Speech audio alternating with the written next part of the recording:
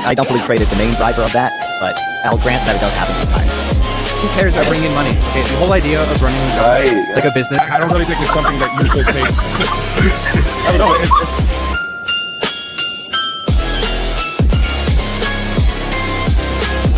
The argument against charging people rent? Yeah. Yeah, I mean, typically the philosophical argument against that's a legitimate criticism, because, I mean, you look at why USA was even invented. So, I don't know. Like, I think a recurring theme or a recurring trend is that less and less government. I want personal responsibility. I want personal accountability.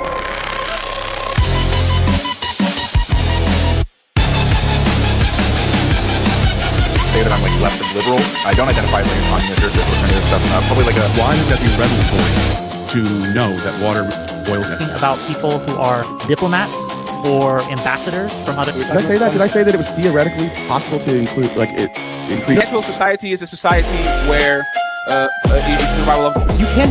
What you're describing, you can't do. First of all, not what I'm talking about. Second of all, we can't.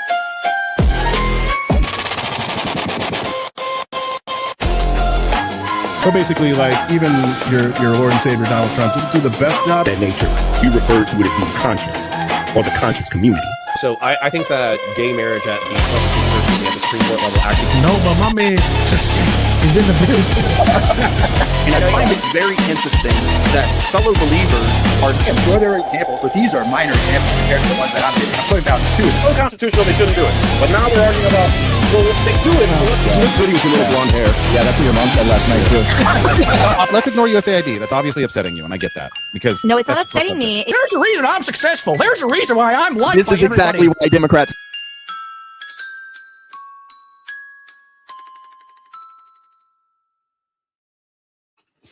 Gibbs! Hey. Are you ready for a fun show tonight? Oh, I'm always ready. I'm ready to hand out some whoopings, boys. It's going to be good. Whoopings! I love you so much, Gibbs. You crack me up. You don't tell anyone else, but you're my favorite. I listen, I'm everybody's favorite. Honestly, like I said, I'm like the modern Ric Flair for debate. They just ain't ready for a taste of the Big Daddy. Woo! Well, good evening and welcome back, Maters, to Mater Nation. I am Sarah, the Raging Tomato, bringing to you a throwdown tonight on a Wednesday. Because you know what? We felt like being different. We said, we're not going to do a throwdown Thursday. We're going to do a throwdown Wednesday because why not, Gibbs, right? Why not? Right. And Gibbs and I are going to be going to Vegas. We will be out there, Sunday through Thursday? No, Wednesday. Sunday through Wednesday. We are going to be kicking ass and taking names over on the Digital Social Hour podcast. We're also planning on giving to you much more IRL content as well. So stay tuned on both my channel, Gibbs channel, and all that fun stuff. If you're not over on Twitch, okay, everyone that's sitting at home with a laptop right now, you have the ability to pull open multiple tabs. So right now you're watching here, Gibbs and I on YouTube, but you can open up another tab right now on Twitch, and you can go over to twitch.tv, and then you type in Admiral Gibbs, or you type in The Raging Tomato, and then you pull up your little Twitchy doohickey, and then you pull that open on a separate tab. You subscribe, you follow, you get all that stuff, and you have some fun, and you're giving us both likes, views, clicks, all that fun stuff, which is what we need to survive, right? It's Amen. like water. It's like water it's oxygen. We don't do this for your pleasure. We're doing it for the dinero and the narcissism. Like, if we're being honest, and so you can add our stats. We appreciate it, and our wallets. Big fans. Exactly. So Gibbs brought forth to us not isolationism, not isolation anything. Right. No, it's not isolation, Sarah. He says America is making a modern return to Fortress America. And he's prepped, ladies and gentlemen, he's prepped with a PowerPoint. Okay. I expect this from my science nerds, but I do not expect this from Sir Gibbs. Yes. Also, thank you, Frosty, for the tier 3 sub. That's what I'm talking about, baby. Yeah. Once again, by the way, Frosty, there is a new tier 3 emote that only you are going to have. So I'm happy for you. I mean, as for what you said, as for the science nerds, I am a science nerd, a political science nerd, and I not only made a PowerPoint, boys, I also made my own political cartoons to go along with it. So we'll see how good they were. I'm pretty excited. A lot of work went into this in the last hour and a half. So now, yeah, no, don't worry. I had the notes ready for months. I just was like, oh, we're gonna take our production game up. We got the AI helping us find clips. We're expanding to other social medias, and you know what? Now we got a little time. Why don't we go and make the production? All these other guys come and talk about their theories. You know what they don't have? PowerPoints. You know what Public Gibbs gonna have? PowerPoints. That's right.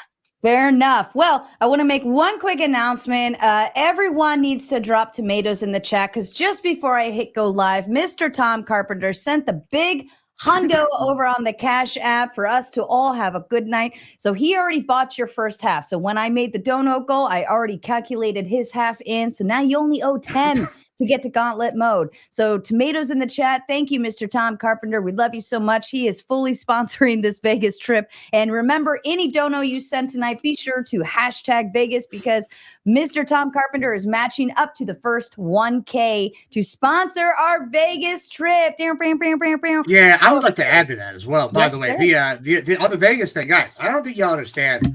See, when I found out I was going to Vegas, first thing I did was like, you know what? I have a wide range audience of that people like different things. So I thought, hey, what can we do?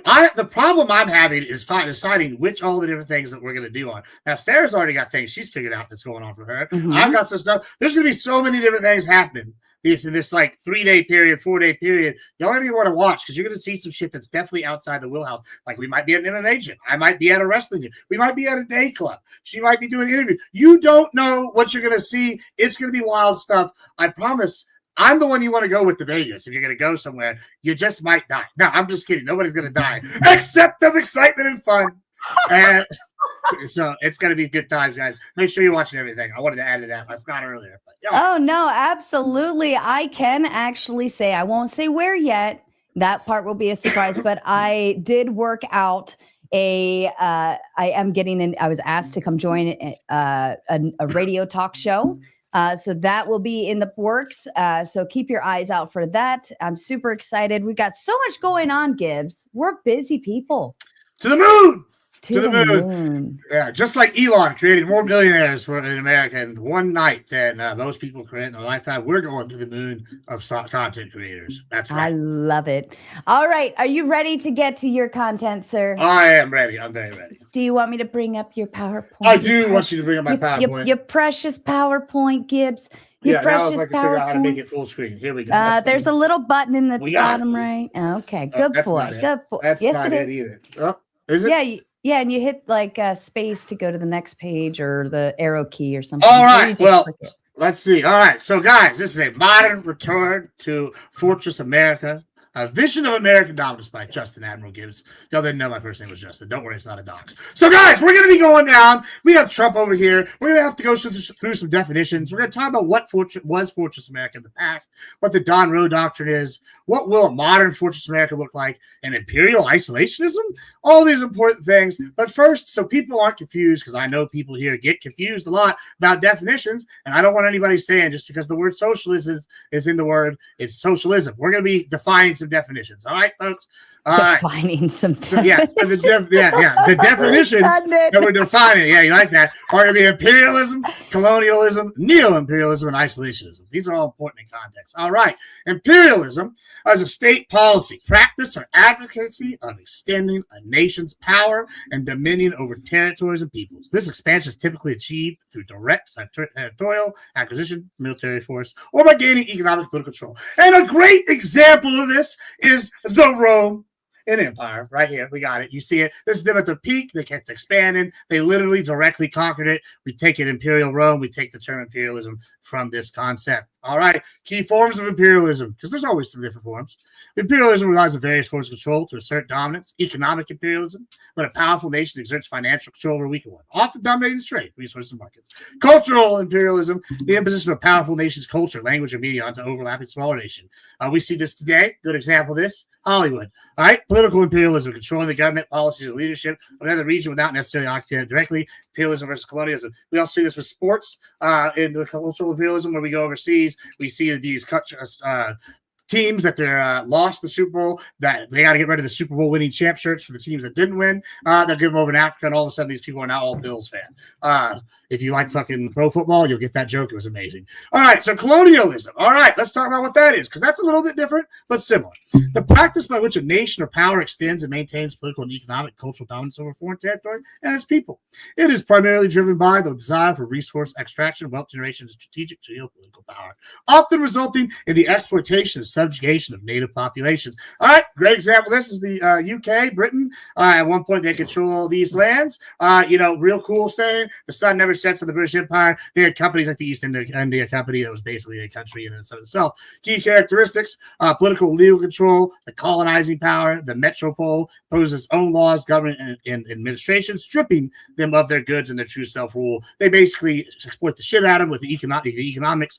We can see this where the Spanish do this. We see this with the British do this in India, all over the place. Cultural imposition, they enforce their stuff. We see the UK is another good example. The national dish in the UK, for example, as a joke, is tiki masala, which is clearly not British, but it apparently is. So crazy stuff. And then our hierarchy, basically you have the companies and the country in charge on top. They send settlers over to new areas. We see this in the New World, and exploitation. All right, these are the common columns. So here's one of my wonderful cartoons I made. See the difference really, basically, if you want to read the slide, guys, this basically is demonstrating that, imperialism, we come in, we just take them over, and then we just say, hey, we don't necessarily move there, but they basically become one with the country, and over about 100, 200 years, they assimilate because they're part of the country and all the laws are sent down. Versus colonialism, we send people there, and they conquer it, and then they try to exploit the resources and bring them back to the home area, etc., etc. Now, of neo-imperialism, all right? This is also synonymous with neocolonialism, is a modern form of domination where powerful developed nations exert control over less powerful developing countries instead of using military occupation, direct territorial conquest. This influence is maintained through indirect economic, political, and cultural mechanisms. All right, we got old George Washington or somebody over here, the ghost of George Washington, I guess. This is basically what we did post-World War II. It's kind of what we're known for. That age ended. We'll go into more of that later. And now we're in a new multipolarity kind of era. And so my argument is that neo-imperialism failed, but the United States is the key country that does all this. And I know this is kind of boring right here, but don't worry, the exciting stuff's coming after the definition.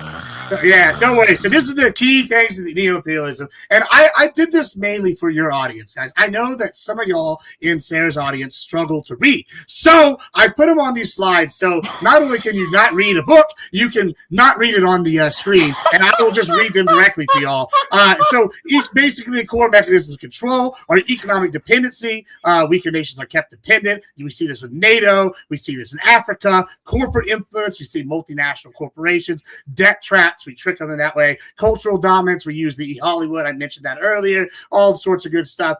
China's doing this with its roads and Silk Road Initiative and all the other bullshit they got going on.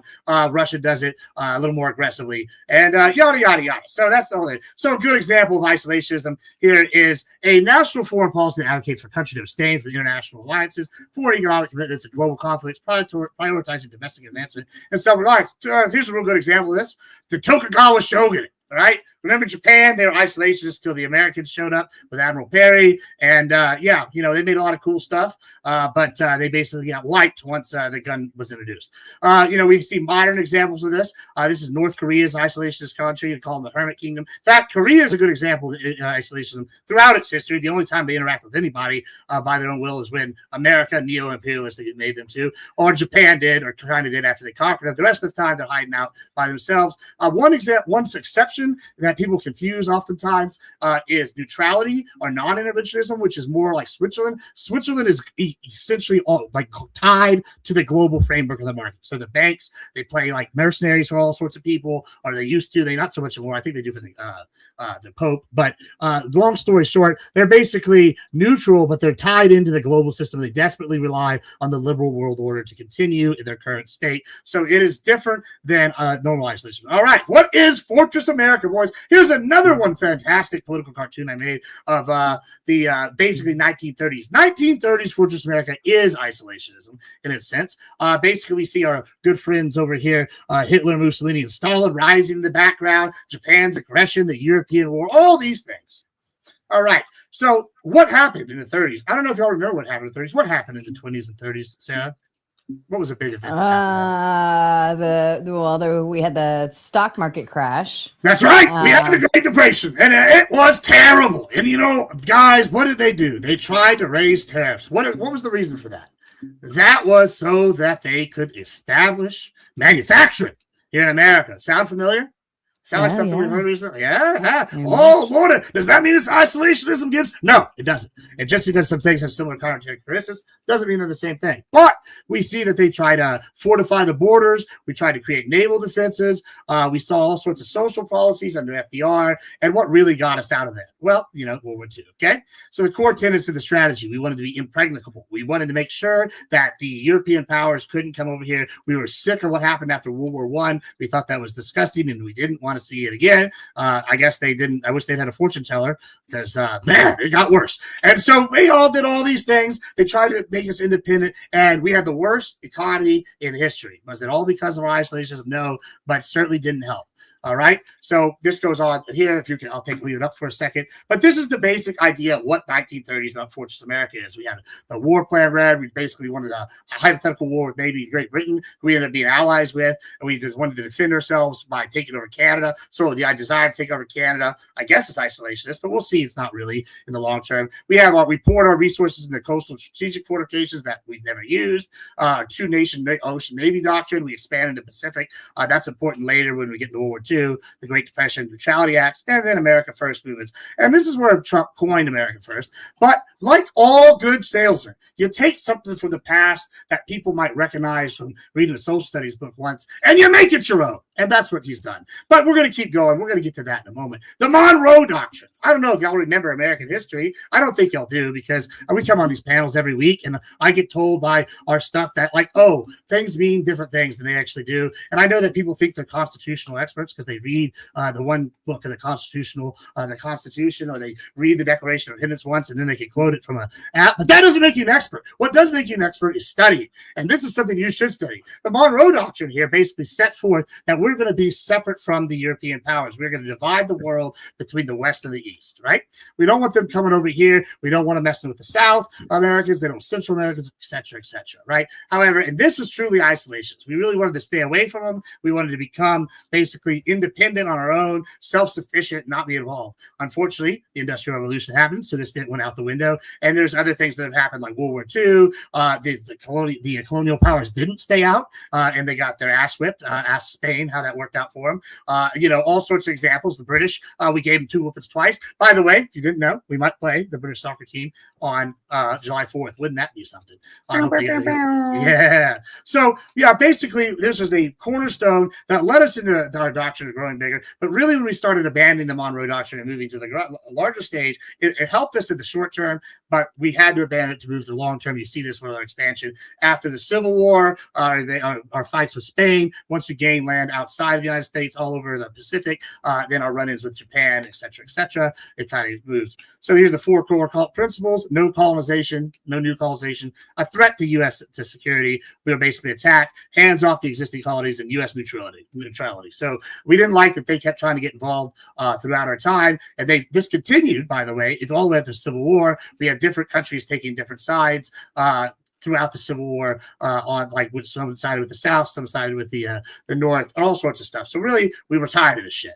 And the Monroe Doctrine stems from before this, but we really kind of pushed it further after the Civil War, and when we started these other wars with other countries, and then it kind of morphed into the 20s and 30s after World War I. All right, so like I said, here's some more wonderful cartoons by old Papa Gibbs. This is the neo-imperialistic era, right? And this is the era that we have all grown up in. Excuse me. All right, so well, there's some exceptions to this, but I mean, other than maybe Sarah here, I don't think anybody else has grown up in World War II. I always say Sarah because she's a timeless vampire that steals the soul of the innocents or some shit. But yeah, we beat the Axis powers basically, and that ended the Fortress America era, the isolationist era, era, and World War II began, right? And so it ends in September 2nd, 1945. And then on March 12th, now we have some kind of like quasi-rebuilding period. But then in March 12th, this is the generally accepted start of the Cold War. March 12th, 1947, December 26th, 1991.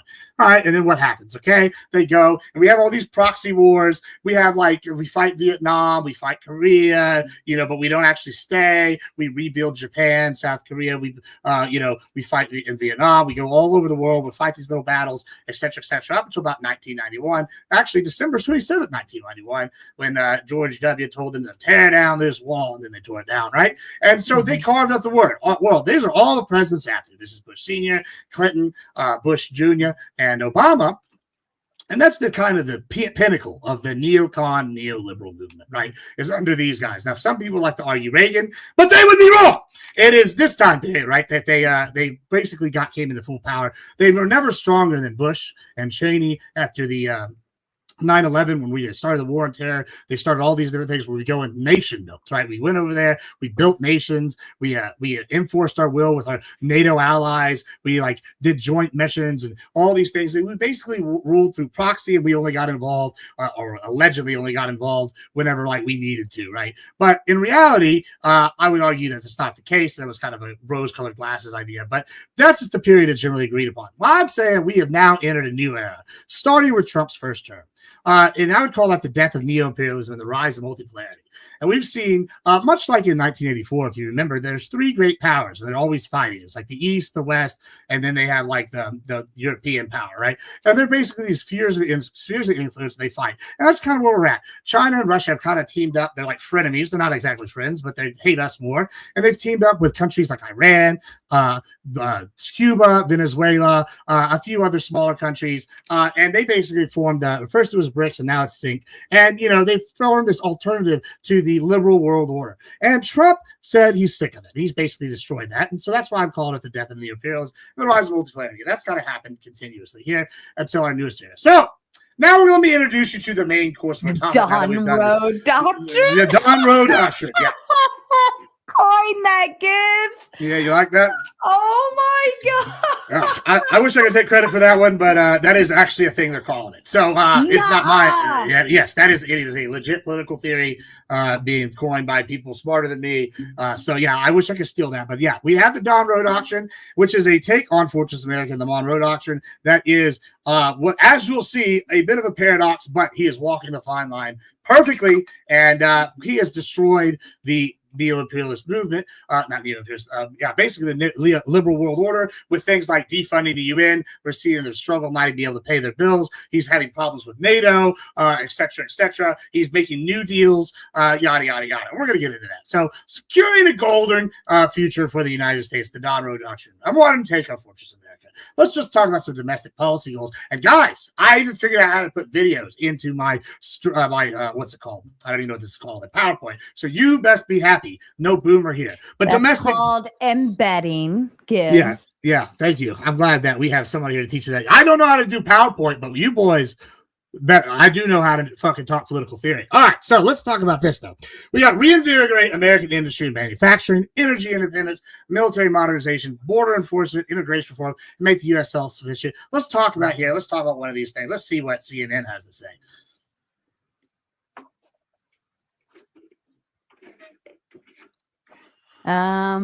We're not getting volume. Oh, well, that would be because you probably have to click the volume button on your side. No. All right. When you hit share screen, did you click share audio too? Tell you what, remove your share screen and then start over. And when you do it, there's a little toggle button at the bottom. It says share audio too. Okay. Share screen. Boomer. Okay. Now it says share audio too. Where's this? It should be when you hit share screen. When you go to pick it, you should have like Chrome tab, window, entire screen. There should be a toggle button at the very bottom. It says also share tab audio. It should be right above the share button. Did you toggle it on? No. Okay. Okay, let's try this again. Hit the share screen. Okay. I have slides, PDF, video file, image file, share screen. That's all. Right. But at the very bottom of that prompt, it should say also share tab audio. I don't see that. Well, you know what? We'll just we're gonna power through it. I don't need it to have audio that bad. It's okay. Let me just pull this up. Yeah, it's not. I don't see that option on here. Really? Yeah, the only options I have are.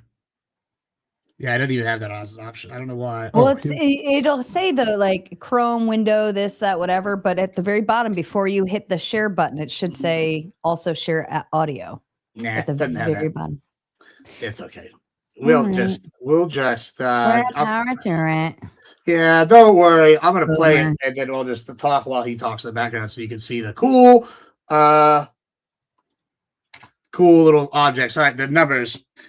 Yeah, basically, long story short, tariffs up everywhere, right? Then, okay, further on, he talks about the tariffs. They're up 60% down on the migration, right? Net migration 60% down. Effective terror rate is up 2%. He said, basically, long story short, CNN, who hates Trump, says he's the most impactful person of the 21st century, and possibly even further back, so probably up to the last 100 years, based off how he's controlled migration.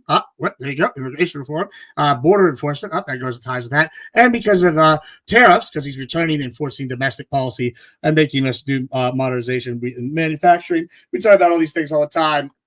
The industrial military complex, building new factories. We're talking about increasing shipbuilding. I've talked about beef and all the different stuff and how he's done good things for that. The trade deals overseas, all sorts of stuff. See, these are all things we see him doing. Okay, let's go to foreign policy gears. Ensure the United States economic, political, and military dominance. Reduce domestic or dependency on foreign goods. Ensure fair or favorable trade conditions for American businesses. Weaken BRICS/Think.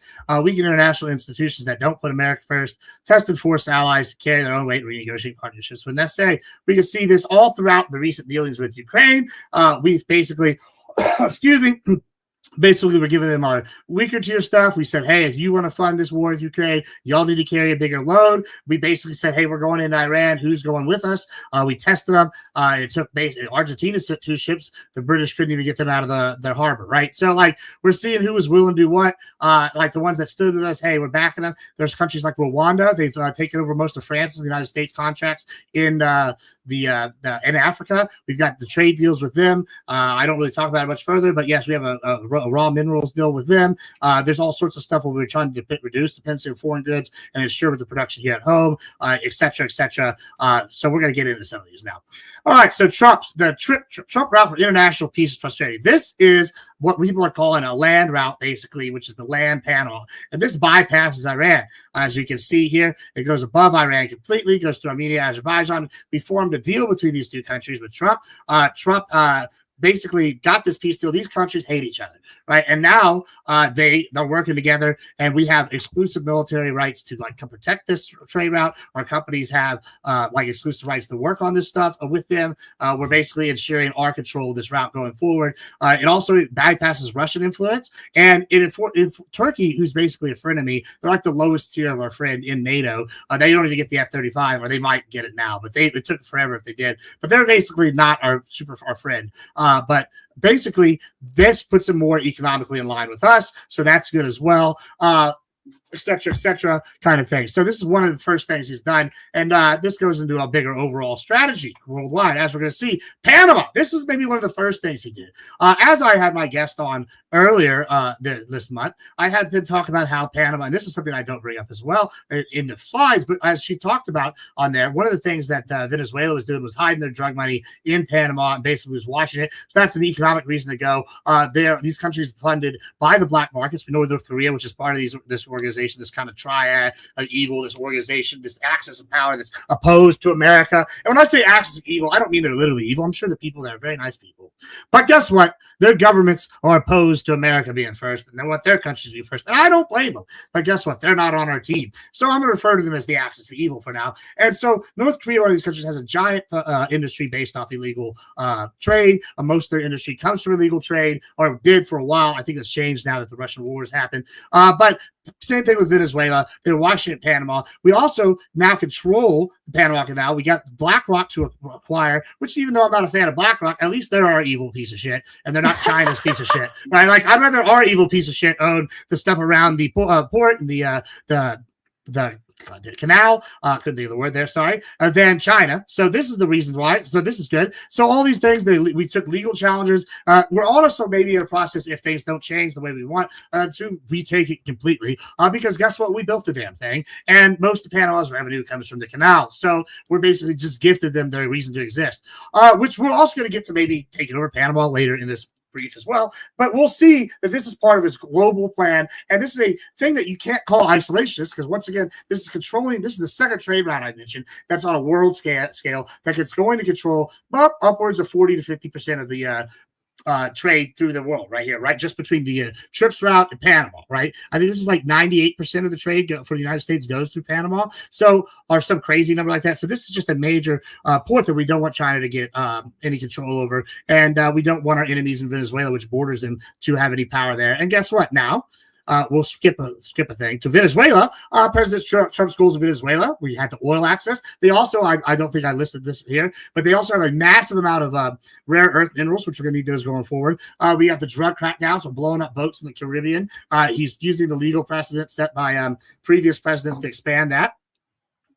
It controls migration. There's been massive amounts of refugees that fled this draconian regime in Venezuela, right? Like I literally had one on. I think there's something like 30 to 40 million people all throughout just South America, and that's not even counting the ones that went to Central North. We also, I speak about migration control. Massive amounts of people moving north is dangerous for diseases and pests. We're dealing with one now that's directly caused, as the CDC said, by them breaking the gap in Panama, which is the screw worm. This is a problem. Regime change. We're going to put a regime that's favorable to us and not to China and Russia. Or basically, we're going to put a puppet in there, or potentially annex them. And this is going to give us power going forward. And that screws China, because China was getting something like 50% of their oil from them. All right. Let me go back here to the Strait of Malacca. This is an important one here. The Strait of Malacca, as you see. Are you? Hold on. Are you sharing? Are you? Because what I see on the screen is just your. Have you moved? Okay. Do you want to click your big button again to make it full screen? Is it not full? Now is it better? Yes. All right. Cool. All right. So we have the Strait of Malacca. This is maybe even the most important deal that nobody's talking about. The United States and Indonesia finalized the Major Defense Cooperation Partnership, the MDCP, to enhance the maritime security and and intelligence gathering around the vital Strait of Malacca. The deal extends joint training, sensor deployment, airspace access line, use military to monitor shipping lanes more effectively amid rising geopolitical competition with China. We already do. I didn't include the Strait of Taiwan because we already know that Taiwan, this is a hot point. We send ships there to police that all the time. But the Strait of Malacca is more important. Key components of the deal: airspace access. We're going to basically have unlimited access, maritime domain awareness. We're going to be sending ships through there. Operational cooperation. We're working with Indonesia to control this against piracy, because it's one of the most pirated corridors in the world. And here's the geopolitical implication, which is going to also maintain and help security and make oil prices more steady, as which I'm going to come to the Iran deal, which is another point of that as well. Geopolitical implications: countering China. The pact gives the United States a strategic foothold in one of the world's most crucial national waterways, while providing Indonesia with a powerful partner, safeguard national defense capability. Regional dynamics. This is goes a line. We're teaming up with either the countries that hate us, Vietnam, us, the Philippines. India is now selling weapons to the Philippines. This is all to encircle China. It's part of a greater plan. International law. We're enforcing our version of international law, which is might makes right, and we're using our proxies while we still have them to enforce this, like NATO, or we have a deal with a similar deal with the Pacific states. I'm forgetting on the name. And then the UN. We're sitting here giving our lip service to them for whatever they're worth to assist us. These are some other important things. The key trade net, Strait of Malacca, is one of the most busy, vital shipping lanes. I'll leave this up here for a second, but this is 2016. All the oil is going through the strait for China. Something roughly 25 to 40% of all global trade goes through it. Energy transports estimated 3 million barrels of oil per day.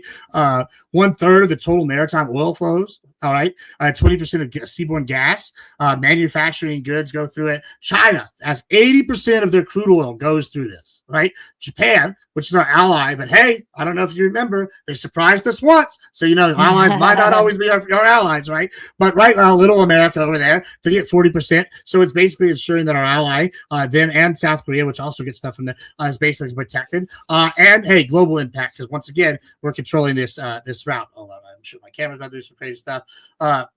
All right, we already talked about Venezuela. Greenland, same thing.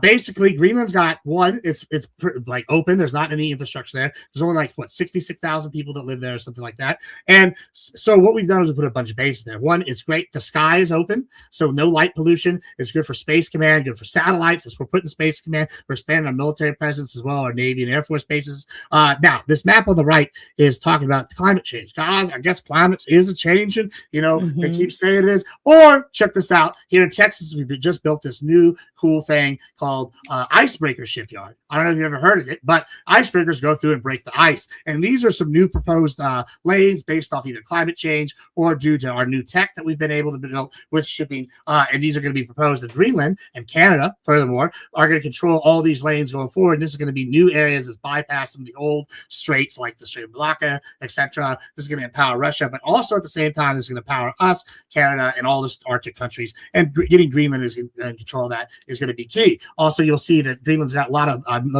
put on here critical minerals. We're going to need these going forward for all our important stuff. And this, mind you, I know Greenland looks way bigger than it really is up here, but Greenland is a large piece of land, and it's basically become just a giant military base and giant fortress. It's going to be like an aircraft carrier covering the top that we don't have to move, and that's unseekable. That's something we want going forward as these other countries advance technology-wise. Cuba and Canada. All right. Well, Trump said jokingly after Iran, we're going to come through. We're going to take over Cuba. Right. Well, speaking of Iran, what's going on there? I've talked many, many times this panel why Iran's key here is we're taking over the Strait of Hormuz. We've got the deal. He's agreed today that none of them 300 billion or whatever they keep talking about is going to come from the U.S. He's secured that no more nukes deal with them. These bomb machines, he's taken out their leadership. Basically, their new leadership's more amenable. And if they're not, we'll just bomb them again. So we got them by the nuts and we control the thing. We were sitting ships through the whole time. He just revealed that and now we're seeing now that they had no power in the canal, and he's just done wonderful stuff that nobody even thought possible. Dr. Steve Tully just put out a report about how their missile cities underneath didn't do jack shit. This is why they can't launch it. It's hard to launch missiles when the caves that you were going to hide them in have been blown shut. You might be safe in there, but you can't get out. So, whoopings all around for Iran. I wish they're basically the KD ratio is like a COD lobby or like somebody from a pro COD team going and playing a Fortnite team, right? Those kids, the Fortnite kids, they might be able to do some dances, but they're getting mowed down like, I don't know, the Somalian, like the Somalians over there due to all their ethnic rivals. Crazy. Just wild stuff, genocide, basically. Here it's going to continue, right? We're going to control these straits. We're going to control these shipping lanes, and Cuba is another extension of this, right? This controls the way into the Gulf. It stops another ally who's had a very good intelligence system. They have a lot of potential, but their communist governments ran into the ground. They're allied with our enemies, Russia. They actually had a deal with North Korea to repair all their old tech. I guess North Korea doesn't need it now, and now that we control the Panama Canal again, they're not able to get their stuff through, so that's hurt them. Iran and them have traded intelligence, all sorts of stuff. If Cuba goes, it's going to take away our big spot right off our shore that our enemies can use against us. So hemispheric security, it weakens the socialist left in South and Central America.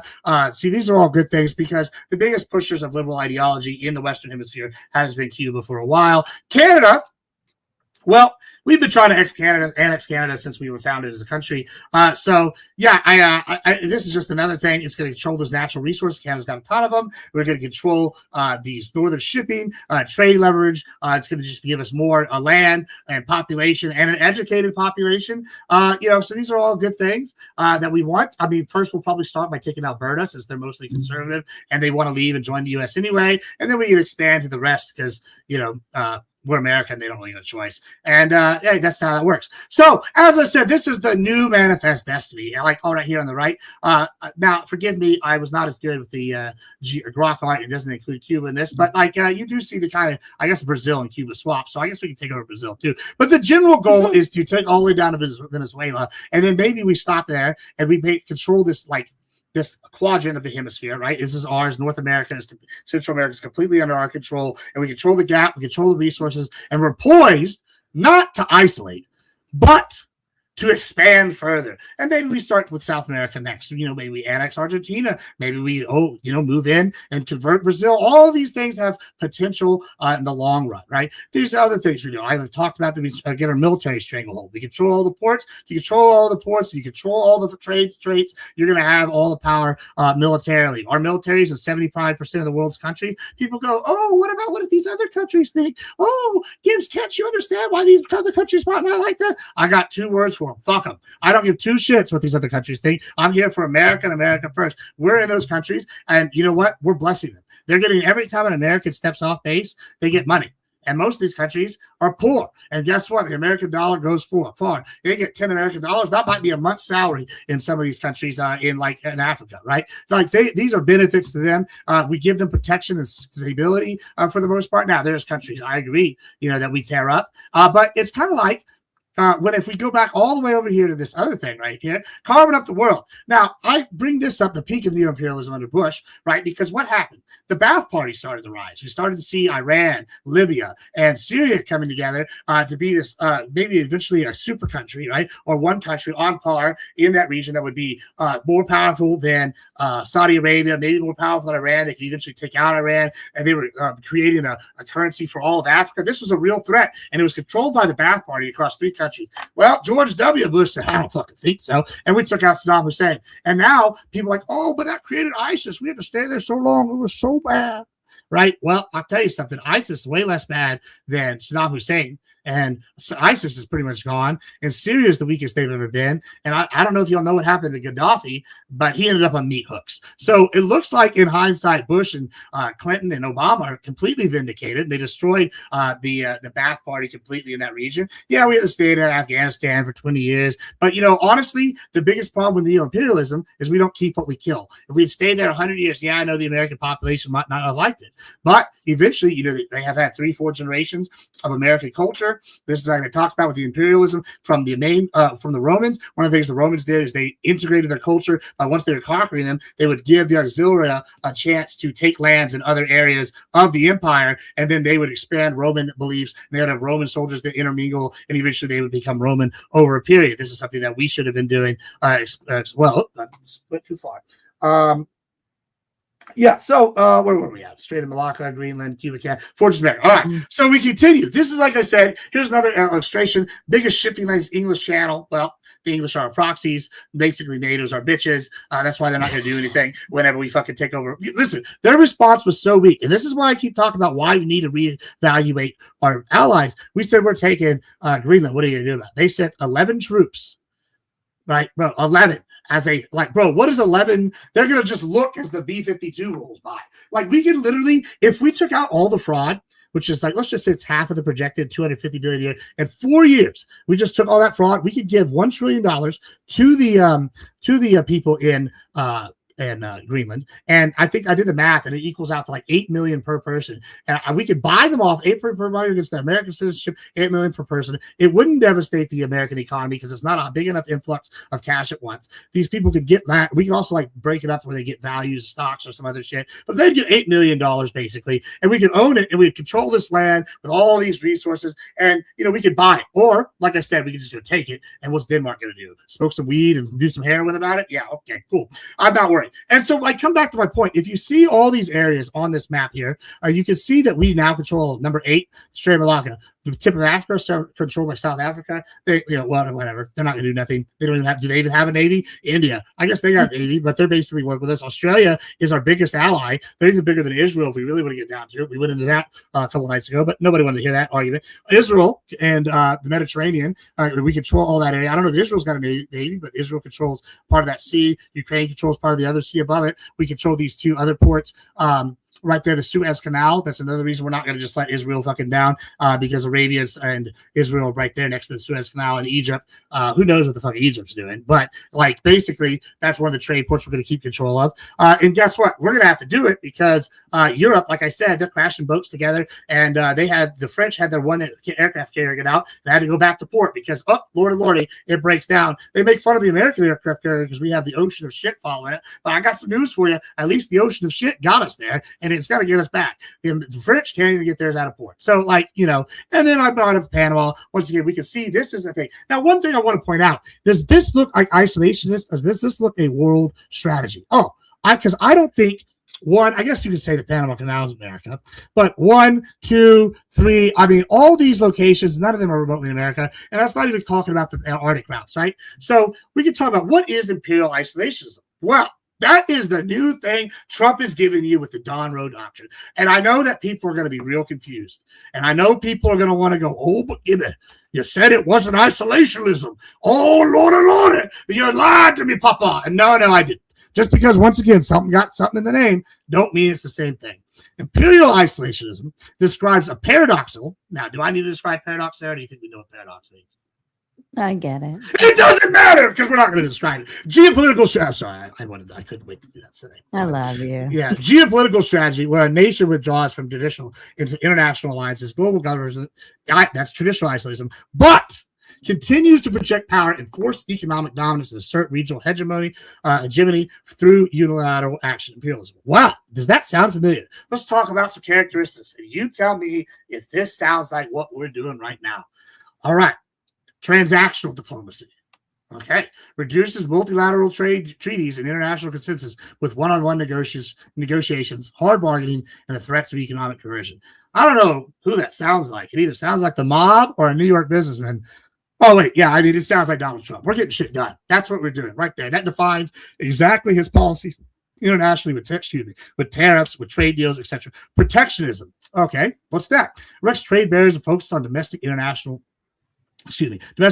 strengthening while simultaneously demanding access to foreign resources and territories. I will give you a great example of this. The beef industry. We made deals with the UK and with Europe to change their rules and regulations in regards to what they're going to accept for American beef, what the standards are, etc., while simultaneously trying to protect American beef. Now, he hasn't done a perfect job, as we've seen by the Argentina beef influx, but he's done a lot of these good jobs while he's brought crackdown on the border. He's built a new sterile fly thing to help attain screwworm. He's done a lot of things like deals with other countries, and he's really only going to his ally Argentina to supplement some of the beef.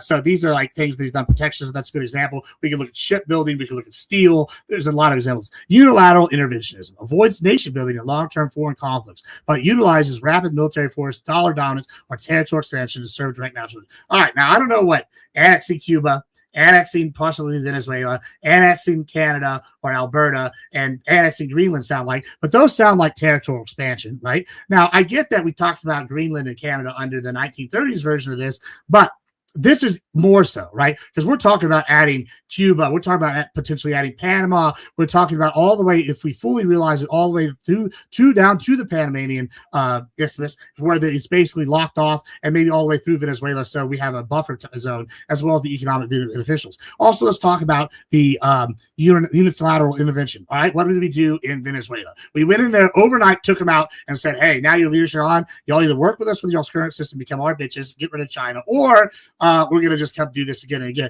Same thing with Iran. Doesn't look like we're doing no nation building over there. Not under even the worst strategy talks that we've heard. The worst spin by the Democrats about how bad Trump's deal is. Not a single thing has talked about us going and building it. In fact, some of them have talked about how our companies are going to have rights to go over there and rebuild, which is going to be them paying our companies to rebuild the shit we blew up. Oh. So based, yeah, I mean, awesome, fantastic. You know, we're seeing all these examples where we go in, he goes in and blows something up, leaves. He's talking about hitting Cuba quick and then putting their people about, et cetera, We see unilateral interventionism where it's quick strikes, where he doesn't want a nation build, or he's going to just blow some shit up and then leave, right? And then this comes back to spheres of influence. And like I said earlier, the 1984 idea, where they talk about three major powers. This is kind of a power idea that comes back and back again, is basically you have a European, Indo-Europe, Russian kind of zone that's also going to contain Africa. You're also going to have, which are Africa's going to be fought over by all the major powers. You're also going to have maybe if Africa ever got it together, they could be a zone, so it could be 4.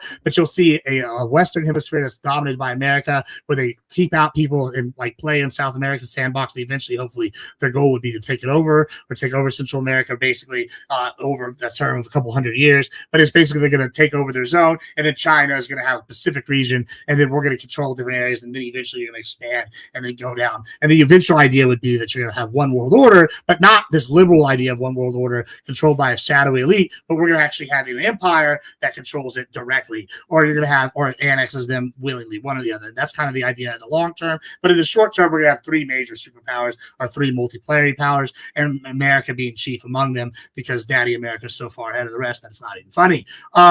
So yeah, this is the imperial isolation, and none of this is key difference. The key difference is that we're only isolating to make ourselves self-sufficient, and while we're simultaneously being imperial and setting ourselves up. Think about like when you play Risk or Civilization or Strategy. There are periods where like you want to take over certain countries, right? If you want to be Australia, you have to control your trade route in and out of Australia. There's only one. If you're South America, you got to control Brazil. You got to control, I guess, where Venezuela's at, because their trade routes are from Africa, and they're from like Central America, right? You control those, and then you exert outward, right? Same thing here. What we're doing is we've gained these areas, right? We control these areas, and we're going to control these spheres, and we're going to just push outward. So what we're going to do is consolidate first and make sure that we're self-sufficient. They can't get to us. They're relying on us, but we're not relying on them, while we simultaneously don't forget our origins. Guys, we're the world's arm dealers. We're the best at it.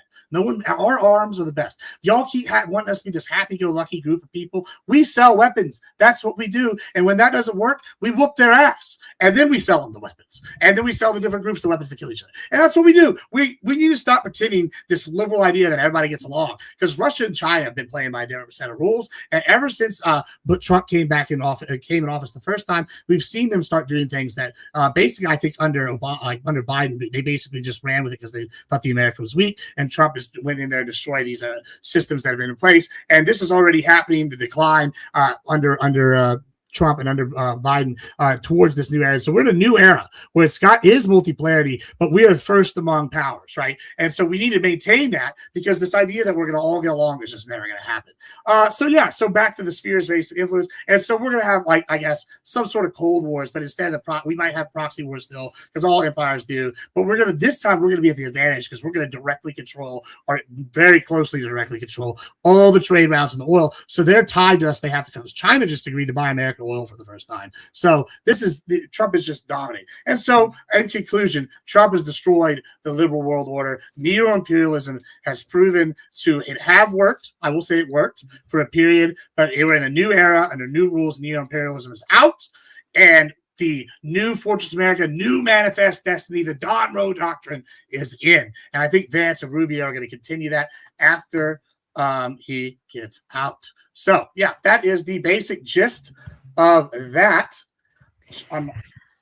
Gibbs, I love it when you just let me sit there and look pretty. Yes. I thought you would enjoy it. You're like, yeah, I got to get ready. I'll be awake. I'm like, don't worry. You're not going to be doing much talking, I don't think. That was the best 45 minutes, 50 minutes I've ever had in my life. And all I had to do was sit there and look pretty. Question, though. So this would be like, if I was Amazon, right? And I thought to myself. Also, one note, I will have somebody show up here in like 5 minutes, and I'll have to just talk to him for a second, then I'll be back.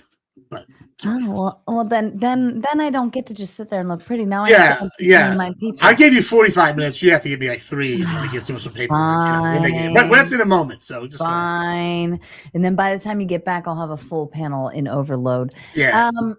So question. So this would be like Amazon. If I wanted to be Amazon and create an empire, basically, where I own the market and I like decide what the market price is because I own everything, right? I would want to go and instead of drop shipping from, let's say, like Whole Foods, I could say, you know what? I'm just going to buy Whole Foods, still drop ship it, but now all the money that Whole Foods makes, I make too, right?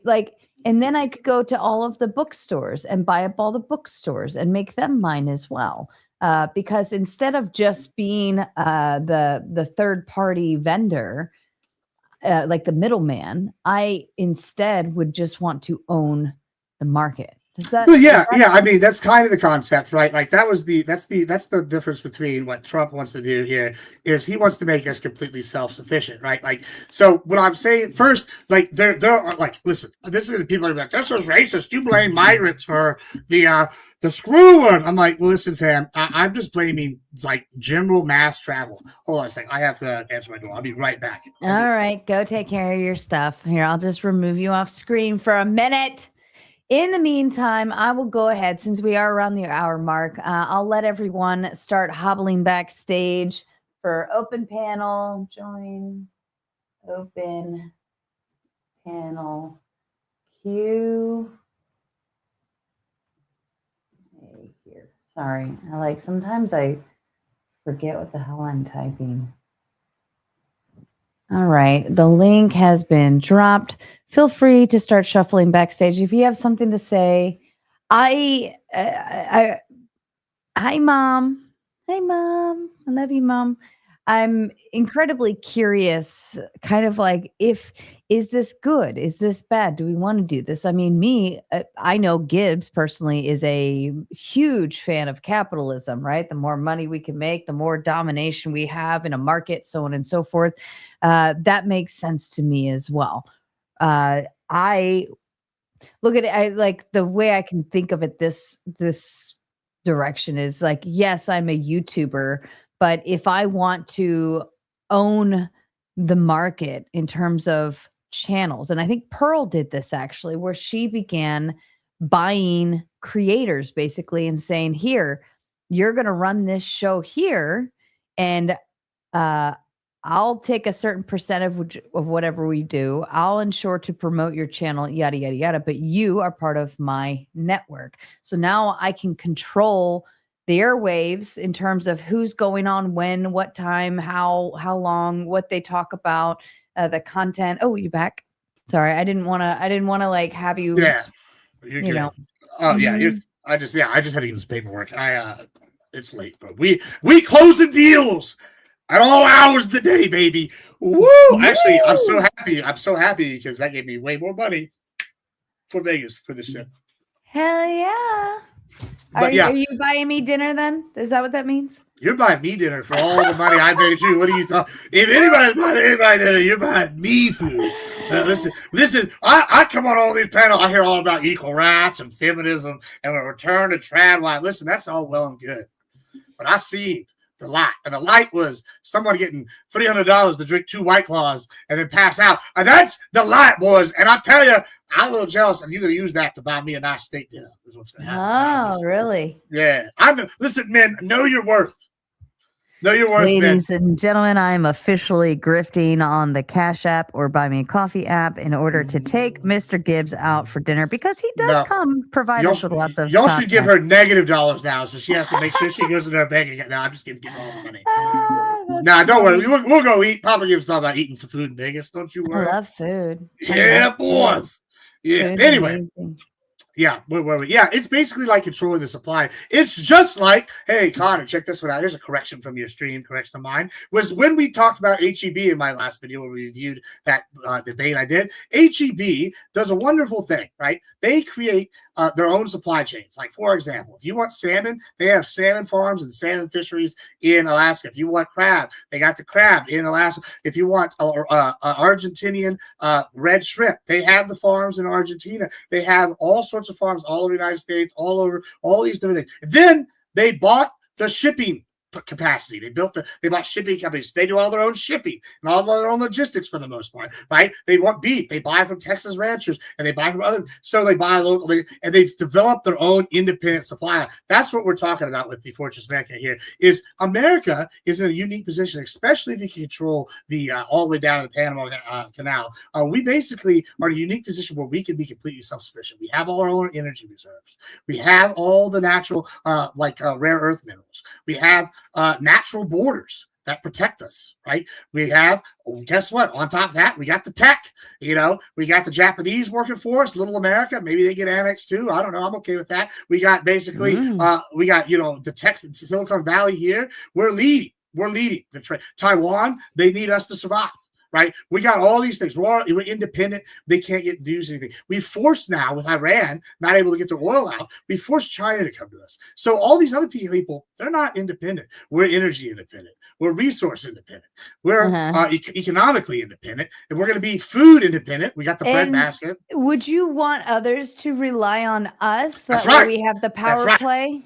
Yeah, and then this is the thing, is exposed to what people, I know my liberals are going to come in, but maybe non-fawn, I can feel it now. He's like, get it. I swear, this is not a non-fawn impression because he's not going to say it like that, but he's going to be like, Lord, get it. Don't you agree that when the GDP go down when you're in a transitionary period and you decrease trade overall when you tear people? I'm about, yes, my son, non-fawn, that's correct, brother. But we don't need them. They need us. We have got the best market in the world. They can sell their shit here at a higher premium and make money. And guess what? This is the privilege. They're finding out just right now, thanks to the World Cup, how great America is. They're discovering things like Chili's apps. You know what? I got to be honest. I don't know the last time I had Chili's. Right. But the fact that they're going crazy over Hidden Valley Ranch, which is, let's be honest, dog shit for ranch companies.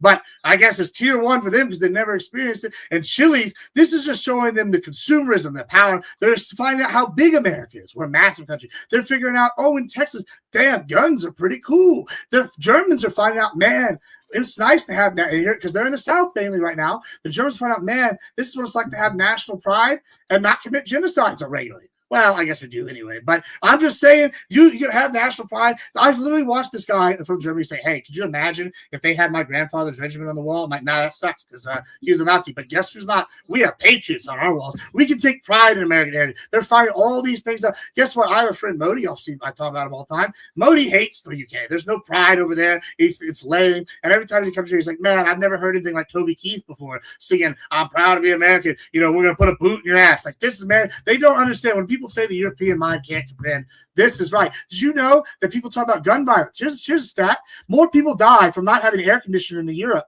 than people die from fucking gun violence in America. Seriously? Right?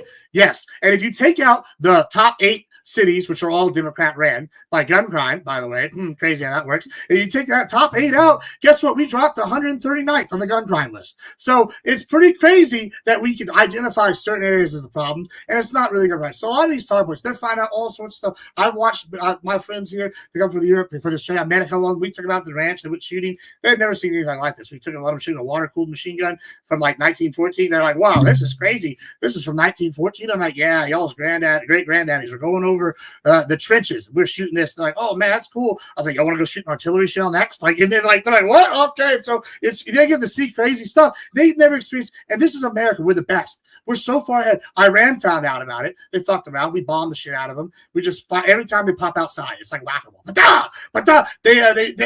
know what to do, right? The Houthis, guess what? We dropped the most amount of bombs on them that we've been dropped since World War II. We just sent the fucking B-52s in. And they could have, oh man, we lost one B-52 recently. Spirit Aguilar. I feel for those guys. But that's because we have so many and we've had them for so long. Some of their grandfathers have worked on the same planes as the people that are piloting them now. We literally have pilots that fly B-52s that were flying when they ran. Now, people go, well, Gibbs, that's a sign that America's in decline. We're going to use old shit. No, that's a sign of American excellence that we've been able to revamp these bombers for damn near 100 years, and they're still flying and being top-tier weapons of destruction. We are the best. We can take our old shit that's better than their new shit. We're seeing this all over. This is the pinnacle, and we're only climbing. We're entering a new golden era on Trump, and I'm excited to see it. Aren't you, Sam? I am. No, I am. I'm a big fan of kicking ass, taking names, and getting paid to do it. Number 1, JD got his new membership. Shout out to you, JD. I believe JD sent a big red the other day, if I recall. But shout out to you, Evan Lord, the big 5. Evan Lord, where the fuck have you been, sir? I'm so glad you're here. I demand you get your ass on panel. It's been too long since we've seen you. And of course, Calvin says, "Can he talk a tad slower, please?" I've learned to. It's like having a friend with a overseas accent. You just eventually figure it out. Yeah. But also, Tom Carpenter sent in $50, and he says, "Take him to dinner. 40 for yours, 10 for his." That's right. I think I can buy you a glass of water in Vegas. That's good. That's good because it won't be a shot for $10. I'll tell you that. Crowd says, "Gibbs, my bandwidth is lagging. Slow down." Yeah, see, the problem is, guys, if I had slowed down, and like I understand we all come from the slow down. I do. And I could be an auctioneer. I got the talent. But the problem is, if I slow down, I didn't even read everything I posted. I let some of y'all read it. I wanted to actually read through every single one just to make fun of y'all because I think a lot of y'all have never read a book ever. But I love y'all, chat. But I wanted to read it. But then I was like, this is taking a long time. So I sped read a bunch of them, and y'all are still like it's too fast. So what y'all would have said if I'd slowed down and read everything would be like, "Dear God, Gibbs, this is boring. This is really long. Our attention spans TikTok. We do 5-minute gauntlet debates. We're not ready for these long." When do you ever slow down when you talk? Don't worry about it. I don't think you ready for that information. Well, that wasn't even an option on the table for any of my viewers. At all. Yeah. Exactly. I love you for it, though. I love you. Are you ready to meet your panel? I'm ready to whoop that ass. Oh, all right. Here we go.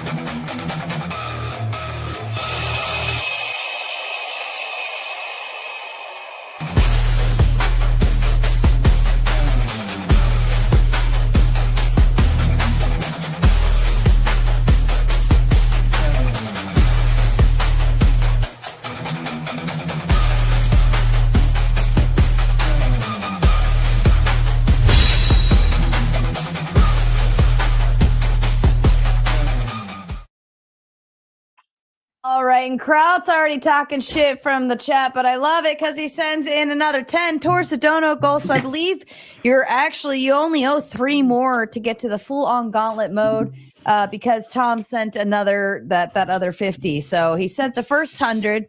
He sent another 50. Now you guys can carry the water for Tom, so Tom can just sit back, relax, and enjoy the show. All right, so you guys need 3 more for full gauntlet mode. But Kraut says, "I actually read about 15 books in my life.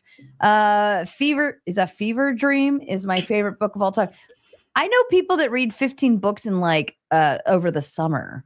Well, I probably read 15 books this week, but that's neither here nor there. Sarah, you can hear me okay, right? Yes, sir, we can. Okay, I'm actually using my PlayStation app. I didn't misspell that. It's actually spelled like that, the book itself. It's from George R.R. Martin. It's literally I probably read more than 15 books, but I can only on the top of my head name the 15 books that I actually read. So I only stated 15. Read that book. I suggest anybody to read that book. Right now, I'm actually reading the Dune book. And Balderson points out a good thing here. He says, #Vegas all of your donos because Mr. Tom Carpenter is matching all the way up until we leave. So keep them coming in. I'll probably do Sleepy Tomato tomorrow night, and I'm thinking full open panel crazy gauntlet mode Friday night for shits and giggles is one final hurrah. But you have to hashtag, all right, so we can get that full 1K match. And of course, Frosty says $10 American. Gibbs, how much do you think the war on the West will succeed and the implications that regular people will ally themselves alongside? Well, I think that's really, really a key important thing, guys. And this I cannot reiterate enough. There's some people here that are going to tell you to vote third party or don't vote for lesser two evils. I'm telling you right now, boys, this is a do or die time. If you're like independent or Republican and you're thinking about voting Republican, you get your ass out there at midterms and you vote even if you don't like it. Now you don't got to vote straight party. If I was a Democrat, I would probably not vote for Graham Plattner if I voted the rest of the ticket, right? If I was in that state. But if you could stomach them, I can understand here in Texas, maybe not wanting to vote for Paxton. But Torrico is even worse. The thing is, guys, if we win these midterms or we break even, this is a crucial time in American history. We can actually win going forward and stop the war against the West, because a poll came out, I think yesterday, 24% of the Democrats like America. It was 66% saying they hate America versus 74 to 80% of Republicans said they love America. And and then like something like 10 to like 8% saying they hate America, right? Some crazy number. So guys, if we really want to see and change America for the best, make sure we come out for midterms and you vote Republican. Okay, fair enough. All right, let's go ahead and kick it off. And you were first backstage. What are your thoughts towards Gibbs and Fortress America? Dun, dun, dun. So you're talking about expanding the United States all throughout North and even into South America. Potentially. Yeah. Right. So that's the long-term goal. How long do you see this taking, and what do you think that's going to happen culturally within the country, considering you're blending all of these cultures as you go? And this is really the good news is right now is we're in the early nebulous stages, right? So a couple of things. First, this is a key one, right? Latin American immigration has been dramatically different to America than the current situation in Europe, right? There's a similar culture. We have similar backgrounds. Like Texas is basically got the same background as 90% of Central and South America, right? So does Florida. So these are cultures we already know have blended with America generally. We also know most of these people want to come here and work, et cetera, et cetera. I don't think it's going to take quite the cultural shift that a lot of people think they do. There's also large like colonies of people in these countries that are like from like Spain. There's Germans. There's former Americans from like the 1860s. Well, some of them maybe that were former Confederates, but even then they still keep American values or similar ones. There's a whole bunch of other groups of people down there that are keep similar to American values that are like, well, basically integrate seamlessly. The other thing is I see this taking a long time, right? Just for this portion. I don't have any idea, any illusions that it'll happen in my lifetime, but I could see some of the steps being taken, like in our lifetime. Like we've already seen the controls of the corridors, I think. I'm sort of seeing potentially him trying to get Greenland. I can see us taking Cuba. I could see us maybe like starting the process with Venezuela. Panama basically could get annexed at any time. Mexico, maybe not so much. It'd be a little more complicated. Canada, we can start with Alberta. I think the process is going to vary for each area. Alberta would probably come in as a conservative state, right? They would just come in as their own state, right? And then after they left, Canada would be bankrupt. We'd probably see the French Quebec want to leave. We annex the failing part of Canada and then French Quebec maybe tries to go back to France or something. And then maybe over time we annex them eventually. Cuba, same thing. I see this as an incremental process. I see the first steps being these countries I've listed, these areas I've listed. And then, I think like we're going to take steps to start leading towards that. Now, also, I don't have like the exact idea of what that's going to look like for each country. Like for Venezuela, we can do something like a special economic zone where like after like 2 generations, maybe they're citizens, or maybe the next generation after this date is citizens, or like, you have like 40 years where they like work a certain thing where they get special rights as Americans, but they're not immigrants. And there's all sorts of ways we can play with. We've done this throughout history with other countries. Maybe they're just like a petition to be part, maybe we get Puerto Rico in as a state first to practice. That might be a good idea. I don't know. What else is there? There's another country I'm thinking is the Philippines. They broke away, got their independence, but they're basically needing our help again to stay independent from China. Maybe we re-annex them after their little dictator or Putin wannabe guy dies. But there's all sorts of scenarios where we expand, and I think that's the key part of this is under isolationism you can only expand so much, and like that was basically Canada, maybe Greenland, right? And now we're talking about taking all sorts of places and controlling the world trade corridors in perpetuity. That's like that in and of itself eliminates the idea that we're isolationist in nature. Thank you, Gibbs. Thank you, Ant. Doc, you're going to be on your best behavior tonight, right? Yes, ma'am. Okay. Yes. All right. So, Gibbs, I want to hear your response. I don't think Fortress America ever existed. And I would point to a couple things. So first I would point to after World War II, most in the audience would agree World War II, really dark time in history. It was also maybe one of the most shining or brightest moments of America. But how did we end that, right? It was called the Bretton Woods era, right? This is Bretton Woods era diplomacy, completely based on peaceable trade, right? Peaceable trade.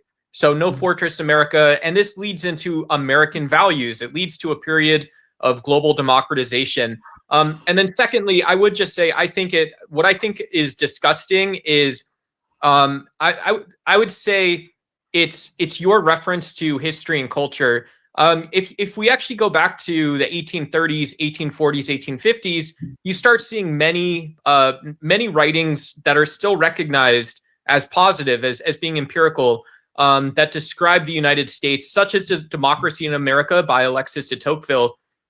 And this is all also stating that the national character of the U.S. is based in free market capitalism and peaceable trade once again.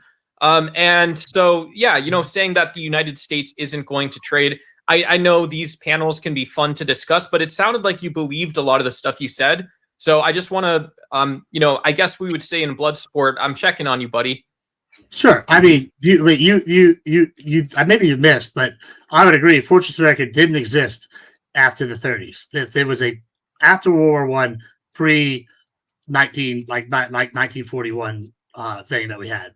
So 1985. So like 1984 isn't evidence, or like what I mentioned, the Bretton Woods era. That all falls in the neo-imperialistic era. Neo-imperialistic era. Okay, cool. Yeah. But that's new. It would be. I'd have to learn about that. I haven't learned about it. That's new information. Yeah, so I would say from the Great Depression to us, not even the before, like when the other countries were World War I, but us then up to Pearl Harbor is the day that I would say we left Fortress America. We were drug in and we officially committed to not being in the Fortress America. And then I would say World War II is the start of the neo-imperialist era for us, and then that ends kind of that ends basically with Trump's first term. But you have several different sections. I've had the slide. If you want me to pull it up again, it is right here. So just to illustrate what I'm talking about real quick, I broke this down. I mean, you could break it down even further, if you really want to get into this. But I did this just for here we go. Gibbs, Gibbs, real quick, it is just weird because you could, most people, if you have a passport, and I want to see the slide, but if you have a passport, for example, and you're living in 1960. You could travel to many places in the world that look like trade-oriented democracies. So I'm curious to see what this neo-imperialistic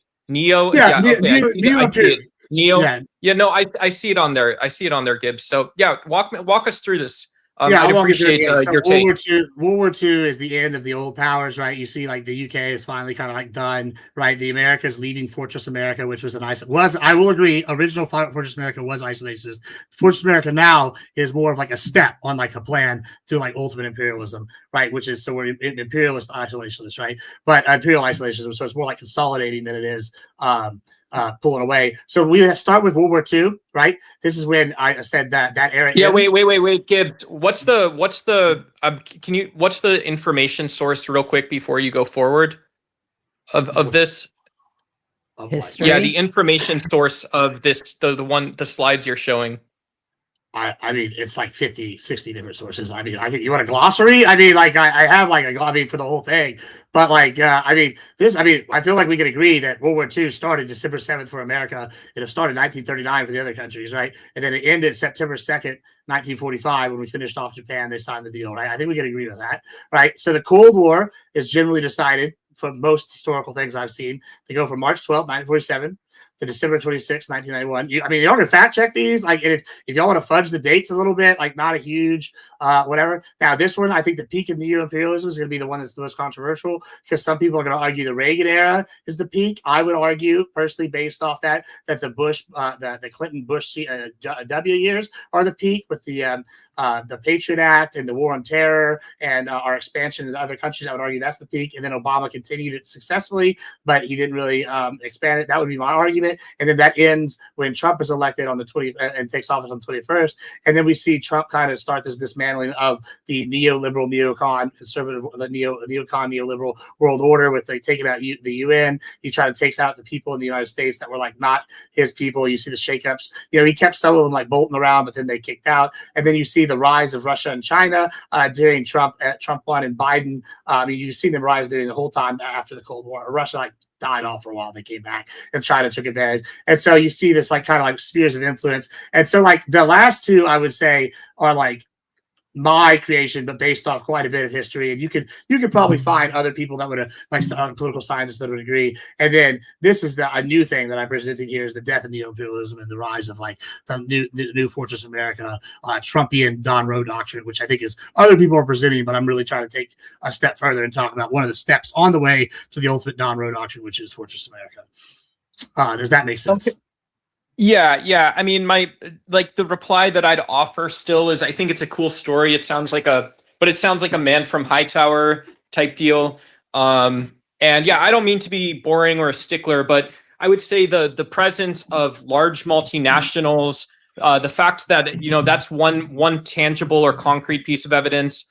You know, the fact that you can look at many different economic cartels, if you want to call them, or trade alliances, trade agreements, ranging that all falls under neo-imperialism. Like NATO, the UN. These are products of neo-imperialism. Like we set this world order up, and like basically it's supposed to run with our influence. We are the liberal world order is running this, and that would be the neo-imperialism. It's like we're running it through systems instead of us directly controlling it. Yeah.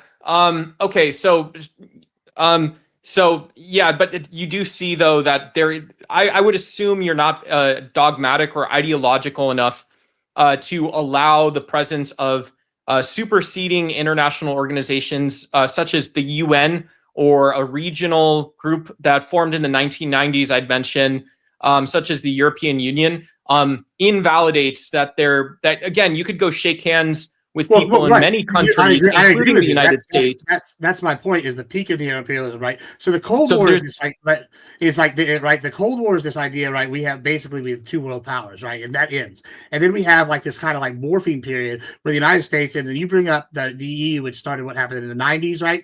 Or like so like EU starts trying to consolidate, but they're relying on NATO to EU. I did bring up the EU. But what does the EU rely on to protect them militarily, right? NATO, right? So that's still a system. Well, it's also but it's no. So it's also, you could say that there's two nuclear states as founding members of the EU if you're talking about military power. But you could also say it's global order, right? Why would we have this European Union conversation after the Cold War in the 1990s if it wasn't the case that that even in a relative sense, a place like the continent of Asia, where there's many different cultures, many forms of government, was existing in harmony, was trading globally as well.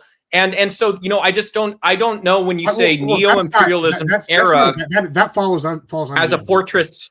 Yeah, but you're not escaping all that is your original structure though. But respond to the structure though. The logic. What I argue is under neo-imperialism, the EU is a product of neo-imperialism, right? The EU, they basically outsource their weaponry and the production and their military. Excuse me. To the United States, right? So we provide most of it, and then NATO is basically our proxy people, right? We do the same thing in the Pacific, right? Same that we have like Japan and South Korea. We basically agreed y'all are gonna get the production of the United States, and y'all produce shit for us, right? And so y'all can like take that like load. I don't know what that means. I don't know what that means to say that because I don't know what that means to say we produce shit and shit and shit, right? You're not Andrew Wilson. What the fuck are you talking about, kids? We could go. I mean, if you want specifics, I would talk about like tech. I would talk about like technology. We have Taiwan doing the chips. We have South Korea does all sorts of computers. Samsung has tons of industries here in the United States. Basically, they've tied their economies to us and allowed us to offshoot the protection to the United States, and they buy American weapons. They have joint military intelligence programs with America. They have joint programs where they develop tech. They're basically like our proxy states, right? And so things like the EU is by design neo-imperialistic, right? So we want the EU to exist because they can run their economies under one thing and be one block and be organized, and then they outsource their protection to NATO, which is American-led and American-run, and they provide a certain like basically if a tax or a tariff, or they would provide a tithe, basically, right? So they're 3%, I think was what it was. They had to be at 3% for their total GDP spent on defense for most of them. Most of them weren't meeting that. That would go towards NATO so that we can offshoot some of our costs and they can slightly protect themselves, but we've shovel most of the burden, right? And so you would see that that's part of the neo-imperialistic thing. The US, there's no logic, but you do see there's no logic. There's no and sorry, I'll wrap it up and give it back to you and Gibbs. But you do see there's no logic connected to a fortress there. That what you're calling a proxy state is still like in shit, right? It's still like in shit. It's still like one of these like ortho bro styles dipshit arguments. Nobody believes you. So the neo-imperialism was not a fortress America. That was the opposite, right? I'm saying we're stopping that. And we're going to this. This is the transfer, right? I agree. All during that period, after from this. What is the transfer? What is the transfer, Gibbs? What is a transfer? I did you not watch the show? I literally showed all the different economic things and taking over the straits and increasing our military. We're doing direct intervention, but it's short, not nation building. We do have I went through a whole 45. That doesn't answer what I asked about. What one word means? I don't understand what a transfer. What do you mean by a transfer? You don't know what a transitionary period is? It's like a transfer from like neo-imperialism. So you're talking about a period of time. So you're talking about so you're talking about. Let's maneuver to the next person, and maybe we can kind of get a new ideal built into that. And then Duck, we'll definitely come back to this. Mad Mapper, I do see your $10 mute. I will actually apply this when we go into gauntlet mode. During Q&A, we don't apply boots. So I will hold this. And when we move into gauntlet mode, Duck will be put backstage for 10 minutes. Kraut, your question, please, sir. Hey, what's up, Sarah? Boulder, Spin. Again, if I start cutting up, just let me know, and I'll use my my mic that I actually purchased with the laptop. But I like my PlayStation 1 a lot better. So I'll just say right off the bat, all right, cool. I'll just say off the bat, I'm not even familiar with Fortress America. So when I saw the debate prompt earlier, I actually looked it up. And I'm not a hard stance because I just looked it up today. But all in all, I agree with it. However, I don't agree with everything Gibbs is saying, at least what I think he is saying. So if you just want to try to dumb it down for us less educated conservatives. Like, what is your? Yeah, I mean, it's simple. All right, here's like the layman's term is: we conquer all the shit around us that cuts off the other countries getting to us. All right, we control all the main straits worldwide, so that all the economies are tied to America's, and America gets to say who does what with the petrodollar, right? All the oil goes through all the straits that we control, and then we're going to control all the straits that are going to open up in the Arctic as well, right? Okay, those are the two. And then 3 is we're going to be self-sufficient, right? So we're basically going to have all the stuff here in North and Central America, that we have all our food productions here. We don't need to buy food from other countries except for luxury goods. We don't need to produce anything outside. We don't need to go to China except for maybe that bullshit. We have all the shipbuilding and everything here.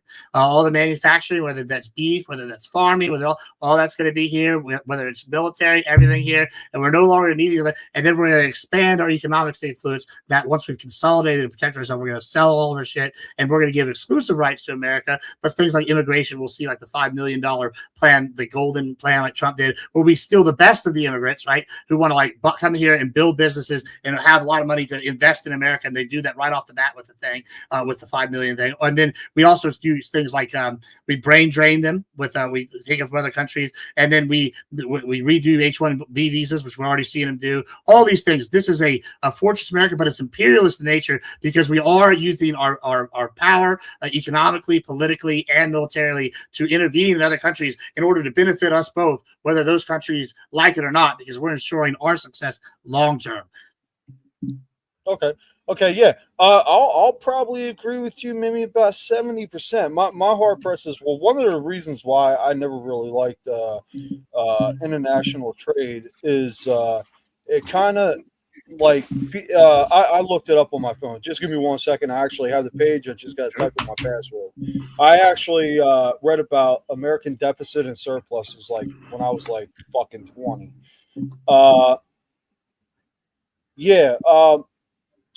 When we buy overseas products, it creates a huge deficit because we buy more overseas than American products. So that's one of the reasons why I think we just need to cut out. I'm basically in agreement with you. And so that's the goal.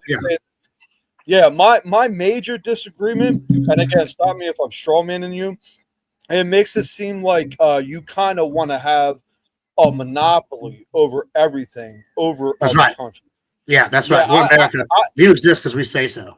Look, I'm for you, Gibbs. I think we agree on most shit, but I'm like the equivalent of how Malcolm X was pro-black. I'm pro-America, but that doesn't mean I want to see other countries get fucked over. I don't care what happens to them. They don't have to get fucked over. They could just get on Team America, or they get fucked over. I mean that's not necessarily true because there's laws in the United States to stop companies from having a monopoly. But you yourself just admitted.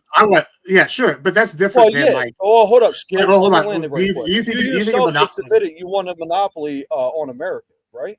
Right, yeah, but hold on. I want America to be the monopoly of the world, and with all these other like corporate monopolies under us, right? I like it because right now, listen, when I have this argument, I get where people come from. Where if I was an Iranian, I wouldn't want America bombing me either, right? Like, sure, I understand, and like, there's good to have a heart, and it's good to like want these other countries to be on the level playing field. But like, I got to break it to you guys: these countries, like, they're out for themselves. We're out for ourselves. This is dog eat dog world. China's going to take every advantage they can get to like get stronger. And like, listen, I think America's the best. I want everybody to be an American worldwide. I think that's the secret is we eventually conquer the world. Everybody gets to be an American. It's the best. But in the short term, right, when I'm sitting here seeing hear these people say, hey, I don't want to like be a monopoly in the world. I want us to be a monopoly, right? And in the sense that I want us to be the top tier guys and that we don't have to worry about what these other countries do because these other countries are always trying to be number one. It's lonely at the top. And if you want to stay at the top, you got to sometimes be doing a little bit of bad shit. And I'll be honest with you, we have debates on these panels every night about religion and morality and all these shit. And I got to tell you something, all morality, even Christian reality, Norse, all boils down to might makes right. Guess what? The gods are in charge. They're all powerful. They are the most mighty. They made the rules, and therefore your might makes right. Guess what? We live in the world. We don't see the gods, but we all see humans. And guess what? America right now is the most mighty. So we're making the rules, and I want to make sure the rules stay to where we're always on top. And I know people won't like that, but listen, if you either do that or you eventually go by the wayside. All right. Well, I'll actually, no, I don't have anything more to say. I'll pass it off to the next one. Gibbs, like I said, I'm not hard pressed. You might be able to change my mind. Somebody else might be able to make me go the complete other way. But I'm for it mostly. I yield my time, Sarah.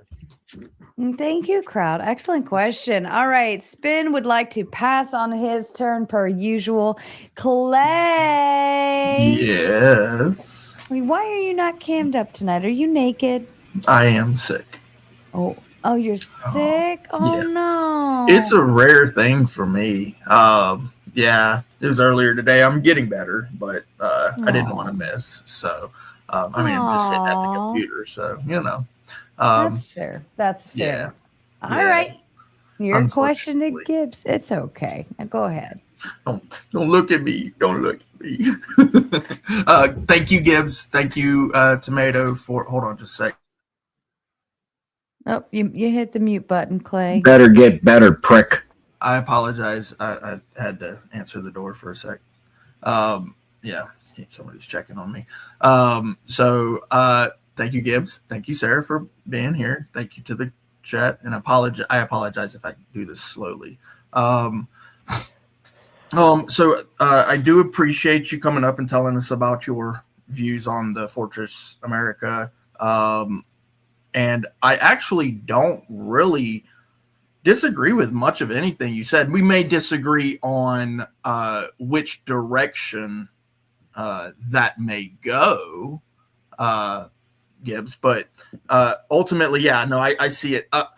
I'm kind of curious, though, the difference here between this and just essentially globalism, like the idea that, America rules the world. That to me just is is globalism, which I also don't have much of a problem with it in that view either. Is that fair? Fair to say? Oh, you're muted. Muted. Say the last part again. You said say the globalism part again. Yeah, so I don't have a really that big of an issue from the stance of putting America at the top. And especially like obviously we're going to want the military at the top first and foremost, and then trade comes into that. Obviously, you obviously agree with that. So let's move on to the domestic. Now, I want to see where the people fit into this, right? That's a good thought. Yeah, because essentially, you've talked a lot about and been questioned a lot about. Okay, where do we see the other countries and what we want to do with them? These other territories. I love that. But if it is the case that we're moving towards that, at some point, we should see taxes go down, because if we're taking and taking and taking, then eventually we should see that the American people are actually paying far, far less for essentially being on the top. I'm so glad you mentioned that, because Clay, you know what? We are absolutely seeing that. Florida getting rid of property tax, Texas getting rid of property tax.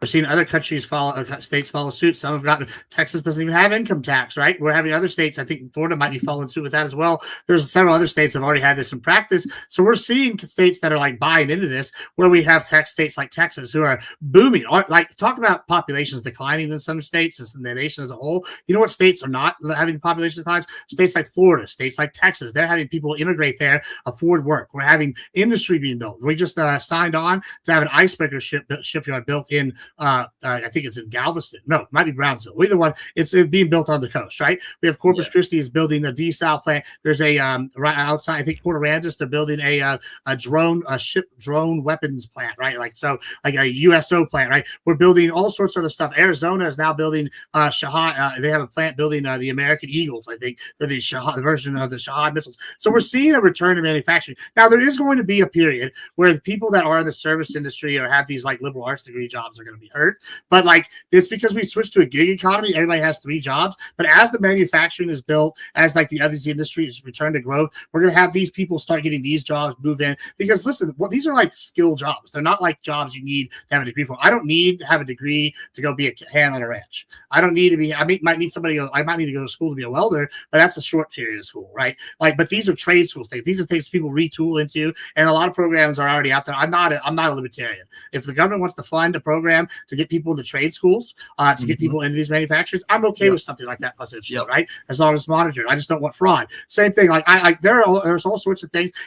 I'm okay with supplementary programs potentially going with my tax dollars to help people that are trying to get into these industries that are leaving these gig jobs or these like liberal arts degree jobs. Like, I want people to move into a better America. I don't want just Democrats to get left behind. This is not like a fuck you to like them. But I think a large portion of them are the ones who have these gig jobs and have these liberal arts degree jobs. So, there is going to be a period where some people are hurt, even Republicans, but it's going to, as we transition back to manufacturing and building the stuff at home, I think we're going to see a return, and the GDP might contract for a short period and then restart expanding again as these manufacturers rebuild. So that's the long-term goal. It's the pain that comes before. No, I agree with that. And yes, the pain now, the pain later. I mean, the current system will be pain later too. Yeah, I think the current system is untenable, right? Like, I think we're eventually going to have some sort of reckoning with the gig economy service industry. Absolutely. Yeah. Service isn't, it's not producing, it's just that simple. No, and it really, in my opinion, does depend on where we go with those outside influences. So, these ideas, they're good ideas. Now I do have a curiosity on why exactly it was that you brought the Monroe Doctrine up. Now, really, from my understanding of that, that's just essentially a president stating his intent.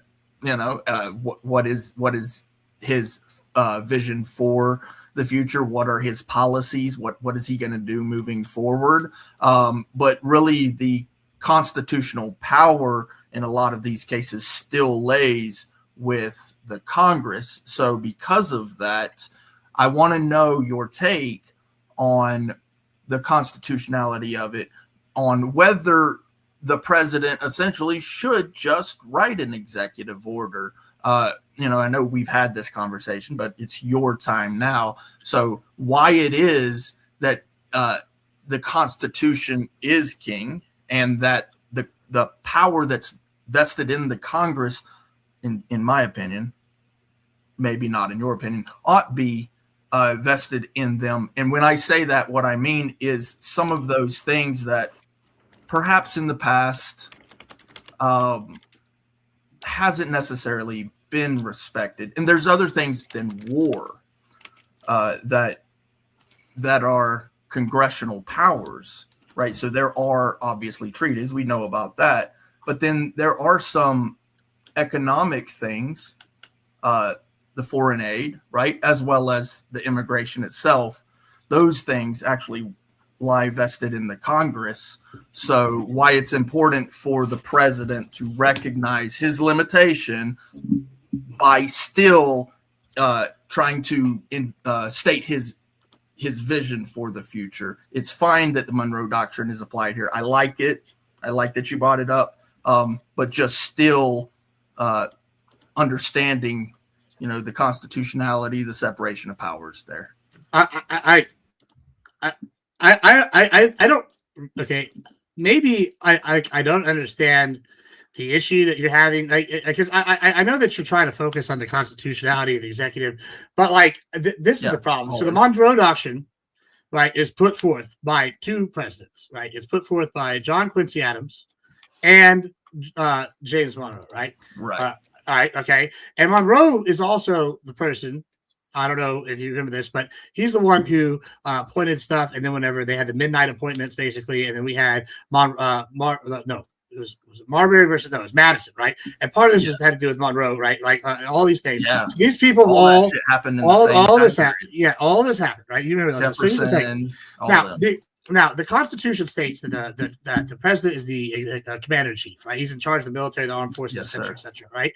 He's also in charge of executing the laws. And this is part of the reason why I said, hey, go sure you go vote at midterms so we get some change, right? I get what you're saying. However, I got to be honest with you. The Monroe Doctrine has been one of the most pivotal pieces of American foreign policy of all time. We followed that for nearly 160 years. Yes, right, sir. 100, right, and then we even still refer back to it, right, regularly, right, Indeed. as a defining principle. So whenever you say, the constitutionality, I mean, that's great and all, but the Constitution is just a framework, and there's a reason why we have legal precedents and we have precedents set over time, and then we go back to these over and over again. And the Monroe Doctrine is one of those, right? Just like judicial review established by Thurgood Marshall, right, is a precedent that felt forward, set the powers of the judiciary, right? So we have these things that we use over and over and over and over again. And so when you're sitting here worried about hey, where these two clash, this has been litigated in the Supreme Court many times. Yes, right. This is not something that's confusing. So the idea that we have any kind of issue. Legal. The idea that we have any issue with the Constitution, the Monroe Doctrine, but it's not law, right? But it's not law, right? It's just a precedent. It's just something that happened, and now we. It's just presidents. It's political it's not theory. Law, right? It's just theory.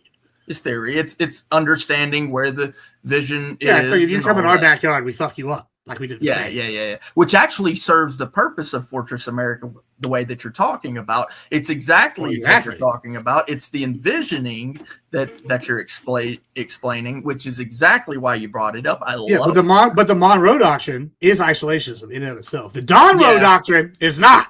He talked about whooping that ass. Right. Yeah, that's a key part there. No, that's perfect. I just wanted to make sure that people understood the difference between the Monroe Doctrine, because you did bring it up, and I love that you did, and why it is important versus whether it's legal or law. It is legal, 100%. It's like I said, it's a statement, and I love that a statement is there. I want to hear from these politicians, including the president, where he sees the country going. So this is very good. That's it. I'll leave it at that. And I'm gonna hang back. I appreciate it, Sarah. I'm gonna go lay down. Thank you so much. Yeah, I hope you feel better, Clay. I really appreciate you coming on, even though you're not well. All right. Thank you. Bye-bye. We love you. Better. All right, and by the way, to the chat, you owe 10 more bones. Get 10 more bones so we can go into full gauntlet mode. Bad Gemini. What's up, Admiral Gibbs? Oh, I also wanted to say to the chat, I see you. This guy complaining. There's pop up. Hey, this guy complaining about me talking, but I didn't know that being in the question and answer portion. I guess I could just not answer the questions. Right? You are the featured guest of the evening. The goal is for these people to come ask you questions. Bad Gemini, sir. I don't know what you're drinking, but it looks very tasty. Do you have a question or comment towards Mr. Gibbs on Fortress America?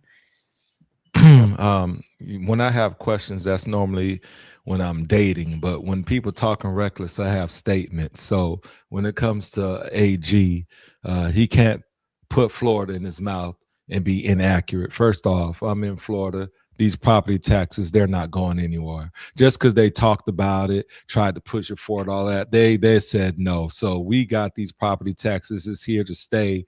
You know, we got two years remaining. Governor's going to be out of there. If he couldn't get it done, it's not happening with a Republican governor.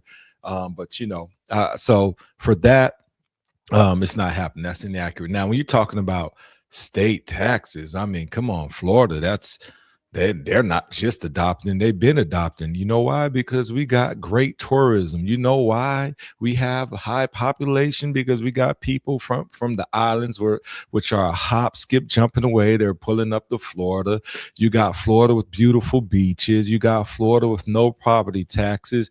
You got freaking Disney World, which people seem to love from outside of Florida. You throw Busch Gardens in there. You throw some darn a little bit of cattle, a little bit of citrus, and all these things in Florida is the perfect mix. So that's why you have all this action in Florida. But it's not a matter of us having to even worry about taxes. Actually 2 weeks each year, they do a no tax holiday for parents and their kids. It's like, hey, you can buy these items, and camping equipment is part of it, first aid, newborn stuff, because it makes so much money off of tourism that they can afford to give you a tax break. So, you know, am I ego stroking Florida? Yeah, because we get all these Florida man stories, but you have a lot of snowbirds and all that like the frequent Florida. So if you're gonna talk about Florida, you got to do better than that, AG. With that spiel, I'm done. So now back to you and your questions. You had some legitimate standpoint, and look, I'm not knocking the Monroe Doctrine, but let's be honest, we understand what was more impactful than that. It was the darn Louisiana Purchase. And also, since we're talking about Florida, yes, thank you, because he did his job in making sure Florida was part of the 50 U.S. states. So that is also another overlap with James Monroe. So with that, look, as great as the doctrine was, anybody's going to huff and puff. That's like Muhammad Ali. If you ask him what he would do, right? That's what he did. Before Muhammad Ali was here, you had James Monroe like, hey, y'all come here talking crazy, we're going to slap you in your mouth. But let's be honest, it was the Louisiana Purchase. That's what set everything off. And because we have more territory, guess what? You have more territory to protect. So it actually overlapped. You gain more. And you can't let people think they can come and take it. So because you have more to protect, you're warning people like, look, don't come over here talking crazy, because he understood what America was going to look like in the future. Did I ask you a question? No. Did I make a statement? Yes, but you're still a great guy. Thank you so much. I will say, though, Louisiana Purchase falls under Monroe Doctrine, though. The idea, because it's kick France out of the American area. We buy all their colonies here, which is basically all Louisiana Purchase, right? And then so that gets them out of our sphere, which falls in the Monroe Doctrine. And then it funds Napoleon to go stir shit up in Europe and keep Britain out of our area. And that was the goal, since we're about to go to war with it again 12 years later or 11 years later. I think we bought Louisiana in 1801. And Haiti, too. Yeah, and Haiti. Yeah, Haiti didn't work out. But we should conquer Haiti, too, and give them a better life, because they're struggling down there. Yeah. Haiti's nice, by the way, if you ever get a chance. I got fed to all my zoes, no lie. You know, I had to drop a little Creole on you, but yeah, they did stir that up.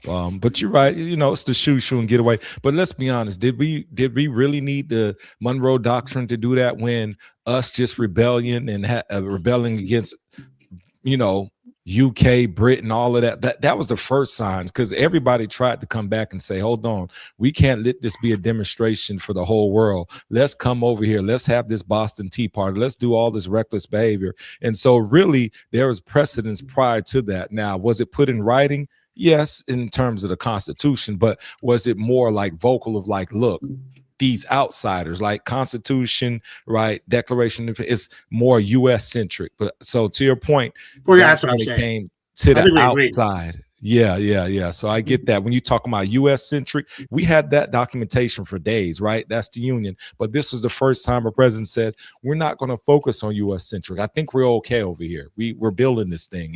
We're 250, right? 250 years this year. But it was like we're going past U.S. centric. So, I mean, that's a good standpoint because we all pro-America. But in being pro-America, you have to let everybody know you have to get back because some people are pro themselves with no protection and then they get slapped in the mouth and now you're pro nobody. So that's right. Yeah, we're on the same side, I think. Fair enough. Thank you, Bad Gemini. Calvin, to you, and then we'll get Vibe and Mr. Balderson. And then, again, if you want full gauntlet mode, you got to get 10 more bucks in the door. Just 10. Are you going to withhold everyone from this amazing gauntlet content for $10? Seriously? Come on. Somebody's got it. Cough it up, and it looks way better in my back pocket than yours. Calvin, to you, sir. I know you've got something good up your sleeve. Let's go.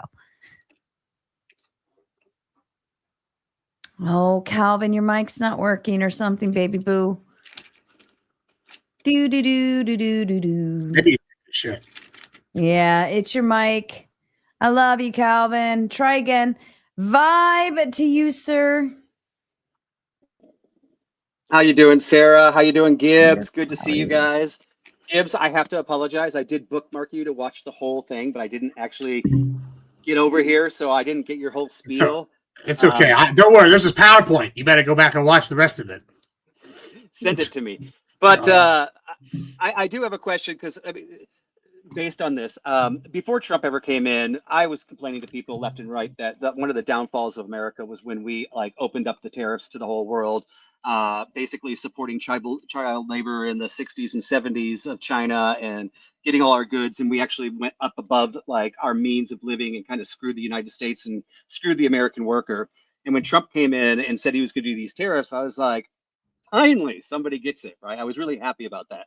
But my first thought, and this is kind of my question to you, you were talking to Duck about this transition period. He didn't seem to understand what that means. But I understand we're doing all these things, which I think are good. But I'm also wondering, is it too late? And can we actually make it through the transition period? Because through enforcing these these tariffs and trying to bring the manufacturing back here, we're raising costs. We're already at the super high level of living, super high salaries. The reason you can go overseas and to third world countries and buy cheap food and labor or cheap food and products is because you're not paying for the rent and you're not paying for the employee. You're actually paying for the product. Versus the United States, we're paying for the employee and we're paying for the rent of the location that employee sits. We're not paying for the product.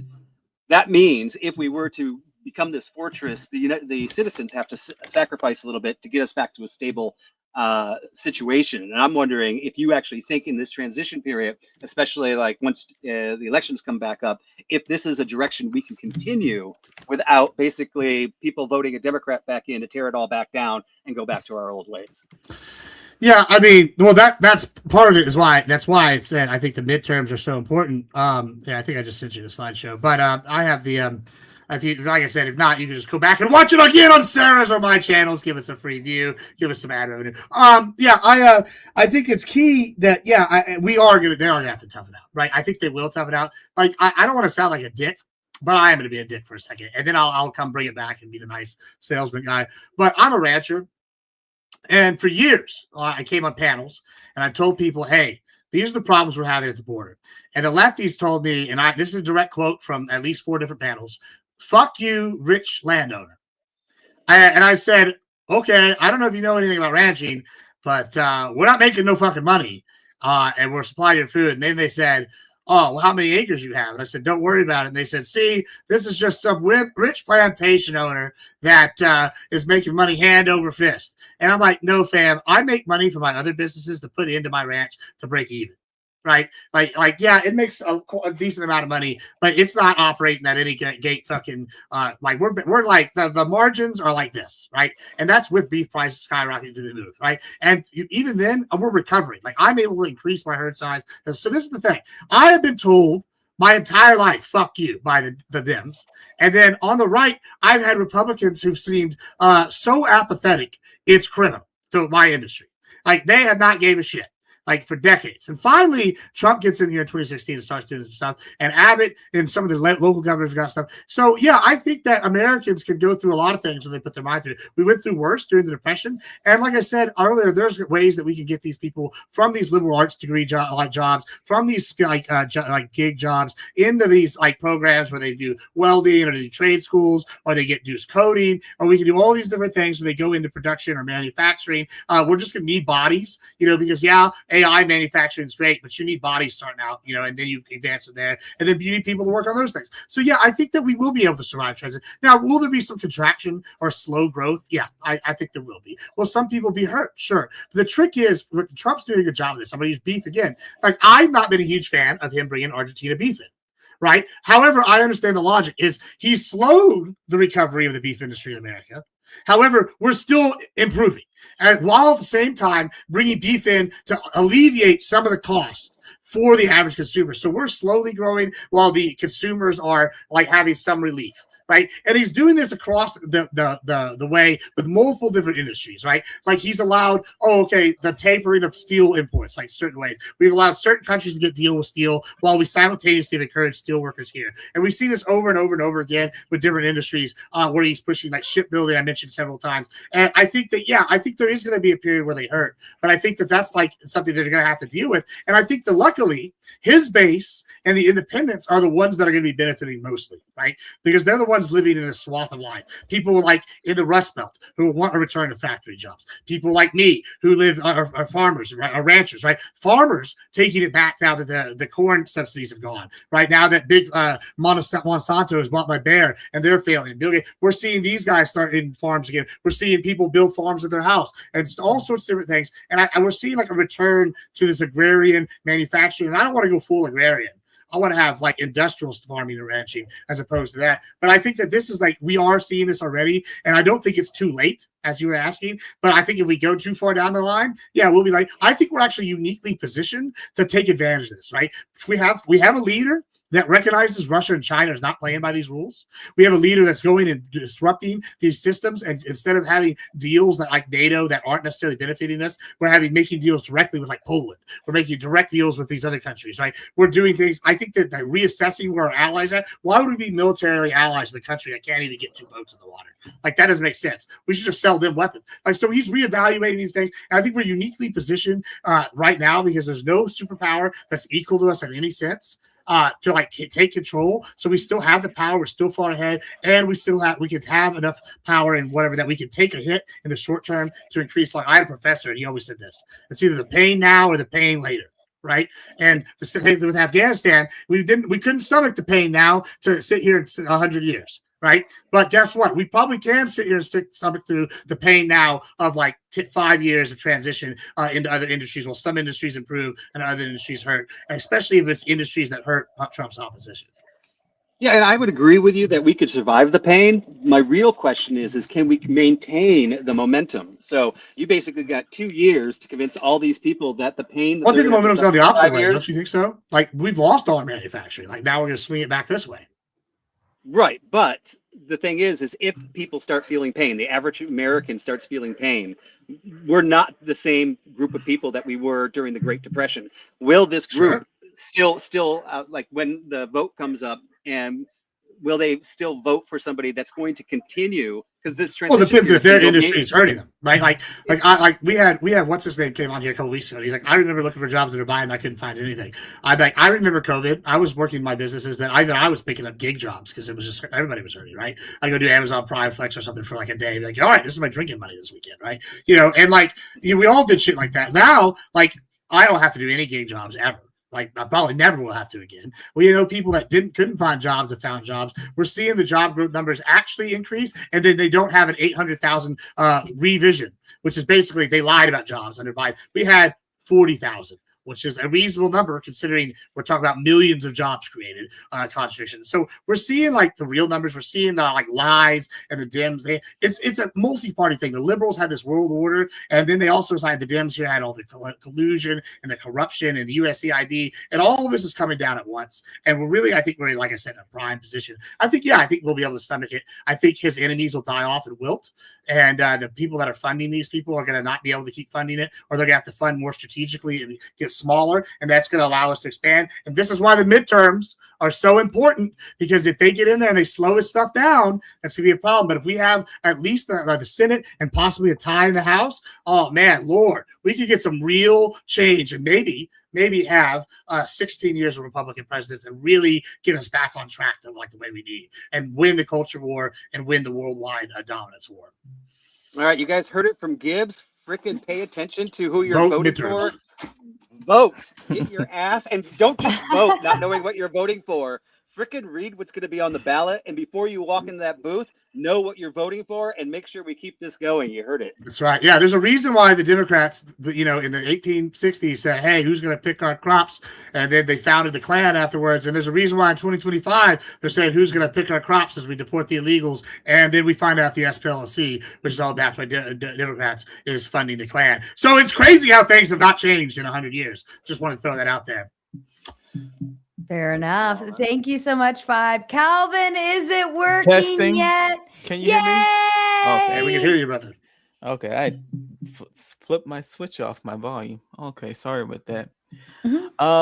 So my questions, I actually put it did a super chat, but I can ask it since I'm here. Gibbs, I didn't know you talked this fast until tonight. I had seriously have to go back and watch this on a lower speed. But my question, and I'm not on any uppers today. We are good noodle today. We're just on vitamin D, as in vitamin D. Let's go. Okay, Woo, I'm sorry. I think someone made a joke about it in the chat, but I'm not gonna say what they said. But they said I'm doing that Yano, baby. Woo! I apologize. That's another reason we should conquer Colombia. That's I apologize in advance. My questions may be something that you already answered before, or someone's probably asked. I didn't, catch your opening or whatever. So my questions are really just basic in nature.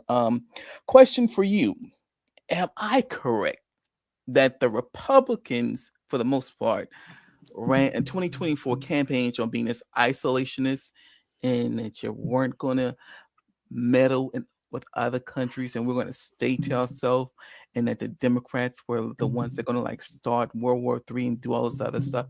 Am I correct in that assertion? Calvin, that is a fantastic question, and the answer is yes and no.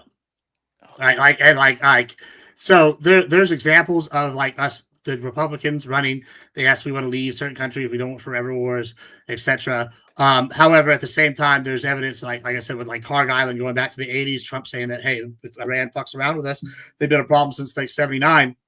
They're going to get a whooping.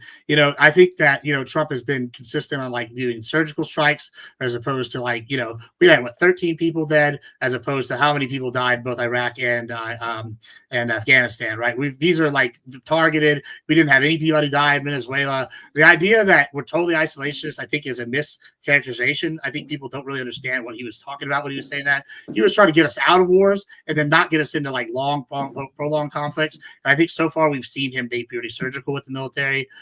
So no, I don't think he is. I don't think that is totally correct. I think it's not totally incorrect either, because it's more of, like I said, this idea of what kind of wars we're getting involved in and how we use the military, right? Mike. So to follow up on that, surgical strikes, I can understand that, but you would agree that this current thing that he did is not a surgical strike, right? Sure, but I would also caveat: this is not a new war. We've been a proxy war with him since '79. So that this is not a new war.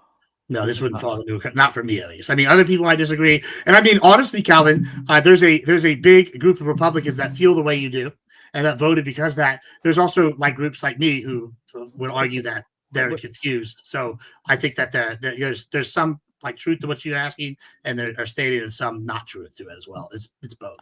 I think you're playing fast with the words a little bit. So sure. Well, I think we all do that.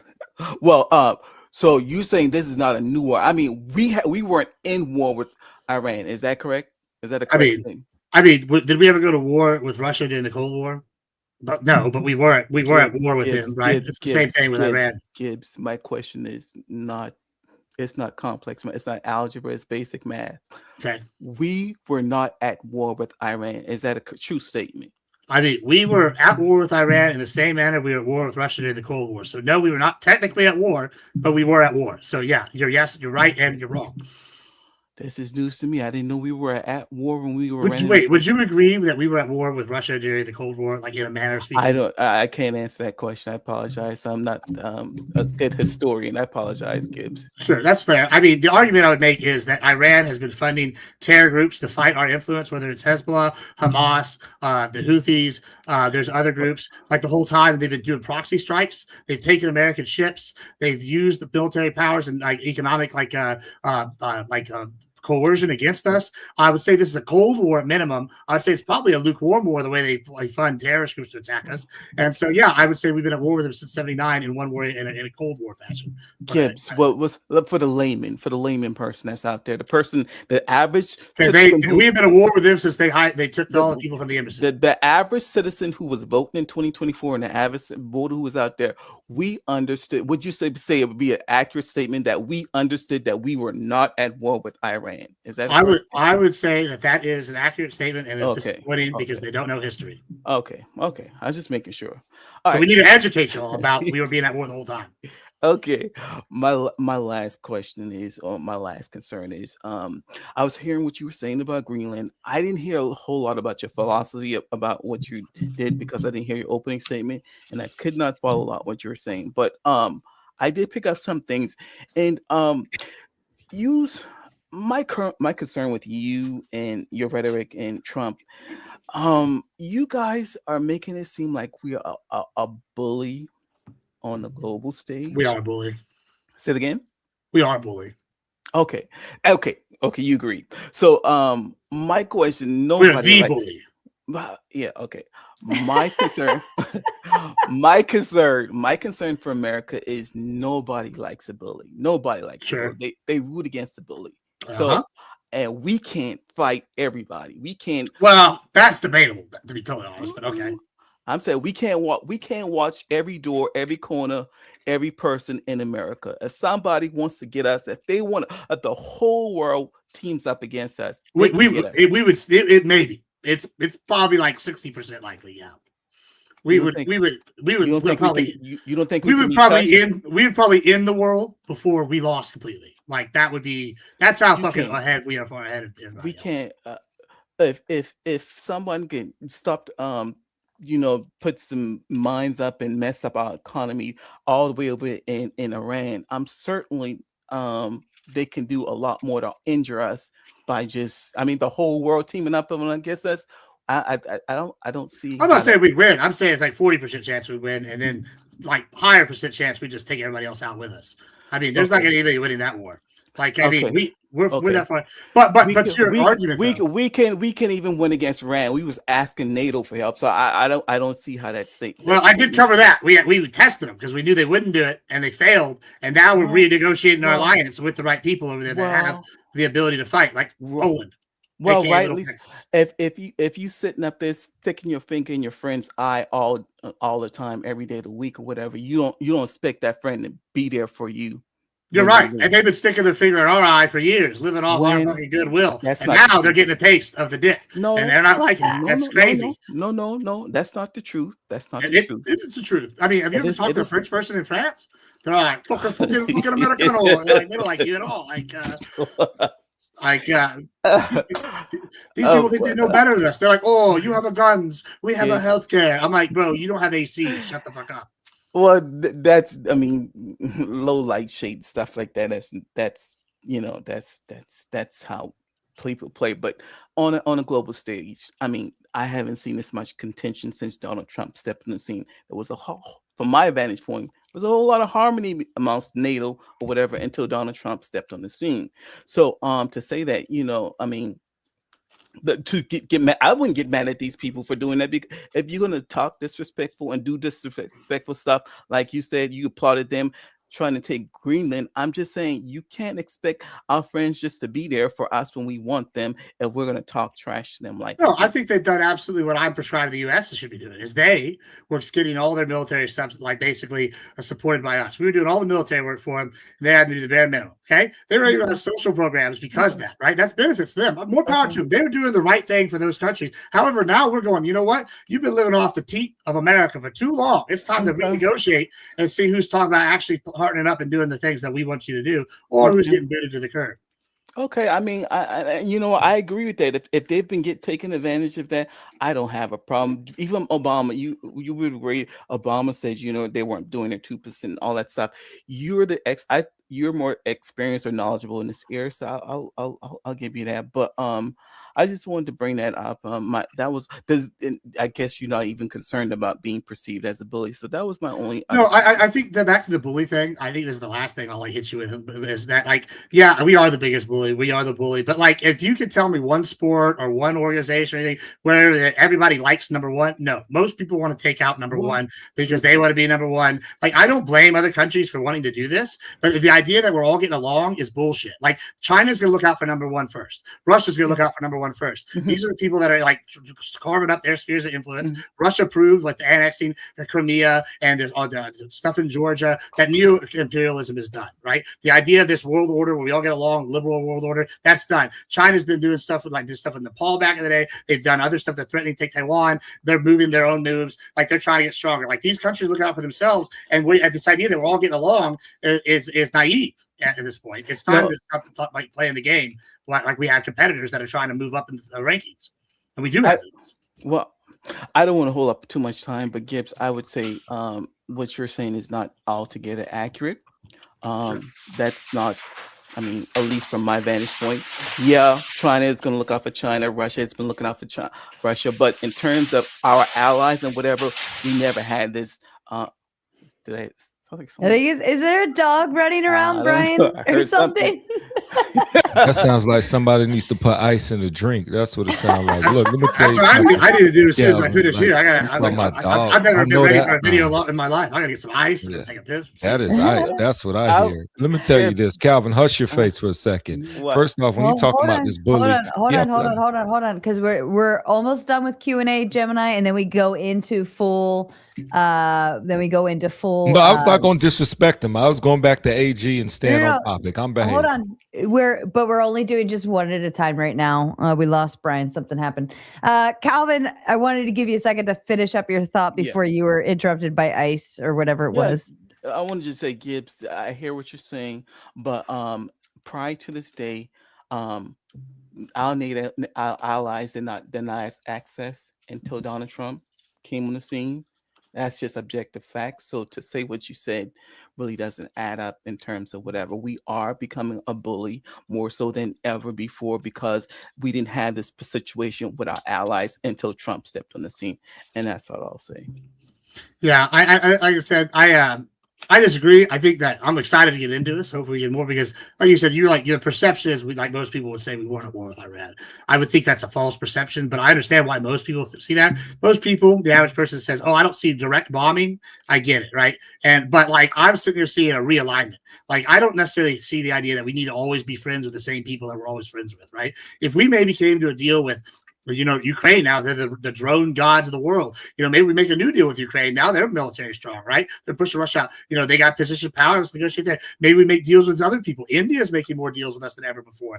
We're making deals with people that we never made deals with. Poland is dealing with us directly instead of NATO for the most part now, right? The Baltic states have their own organization that wants to deal with us directly instead of NATO. So we're making new deals outside of this. I think that we need to reevaluate alliances that I don't think have always been beneficial to us. I think they were beneficial in the past. But now it's a new era.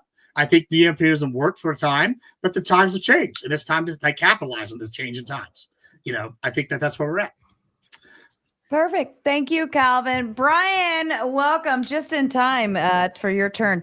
I don't know if you've been watching so far this evening, but Gibbs is discussing Fortress America and Trump's kind of plan what he's doing to make moves in the benefit of America.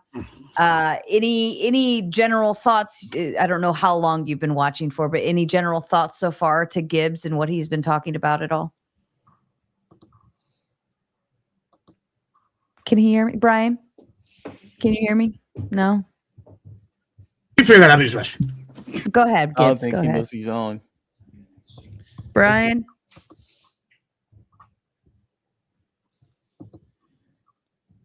Earth to Brian. Earth to Brian. Yes. Hi, everybody. Sorry. When I take my laptop out on a trip and I change some of the modifications, I never put it back to the way it should be. So sorry about that. Yeah, no worries. I know all about that, especially when my power goes out and then suddenly all my settings change. So Yeah, and my ear set thing isn't working either, so it has to be charged. So I'm doing everything through my laptop right now. you got to get a pair of plugins for instances like this. It helps so much. But Brian, I don't know how long you've been watching for, but Gibbs, who just stepped away to use the restroom, has been talking about Fortress America and what Trump is doing to kind of set up America to build on kind of, they're calling it the Monroe Doctrine versus what would have been the Monroe Doctrine. And we're setting ourselves up in ways that America just benefits. We're not necessarily allying ourselves with people, but we're going and making our places out there, like the trades, the ports, and so on and so forth. So I didn't know if you had any initial thoughts of anything that Gibbs has been talking about so far, or if you want to maybe add a thought in, or wherever you are on that. Well, to be honest with you, the last 24 hours, my focus has been on all the breaking news today. So I might be the wrong person, but today I've been talking, of course, about this deal with Iran and how Trump is continuing to fuck America, for lack of a better term. So I don't know if you guys have been discussing that at all. But that's Gibbs, what I've did been you doing. tap into Iran? I think you tapped into I Iran. did tap into Iran, but let's go. Why don't I hear your take? Because I'm ready. I can read up and make sure I'm up to date while you tell me why I'm wrong about Iran and all these good jazz. Well, I don't even know where to begin. First of all, we heard for years about Obama, with this $1.7 billion to Iran, which, by the way, wasn't taxpayer funded money, and it was frozen dating back to the 1970s. But now apparently all of a sudden $300 billion with the USA helping to facilitate that is just fine. The Strait of Hormuz was opened 4 months ago. Now they're tolling. And just to open up the Strait of Hormuz, we're lifting sanctions. I say we, I mean the Trump administration, lifting sanctions on Iran, helping to build up their infrastructure again. We're talking $500 billion. And then we're supposed to just believe, oh, no, we're not furthering our nuclear capabilities. They've provided no evidence to the American people that they have been furthering their nuclear capabilities. It's very simply put, and even people on the right, the far right, agree that this is a disaster. We're basically, rewarding a bunch of terrorists and an evil regime, which you should have never done. We were better off 4 months ago than we are, even if they signed this agreement, which I believe they will on Friday. It's complete desperation on Donald Trump's part. He wants out of this war. It was fucked up to begin with. They didn't think it through. And because of that, now they're going to have, $150 billion in infrastructure, which they're going to rebuild. And Trump helping to facilitate $300 billion for Iran, where I heard for years all these people complaining about the $1.7 billion. Well, Obama, you said that's a good question right there. You bring up $300 billion. You said it's the United States is going to help facilitate that. That seems like an interesting word choice. Is there any reason why you use those words exactly to help facilitate that? Well, sure, because that's the language that was used in the 14-point plan agreement. They're not just handing them $300 billion, right? But Donald Trump is. They're not. The U.S. isn't giving them $300 billion. How are they getting that $300? An international community is coming together, maybe releasing to some of their funds that we have under our control, and the international community. Would that be a fair assessment of how they're getting that $300 billion? We're also unfreezing any funds that were available to them to begin with. Also, after Scott Bennison said that if they didn't shoot any missiles, that we would just use that to pay for the shit.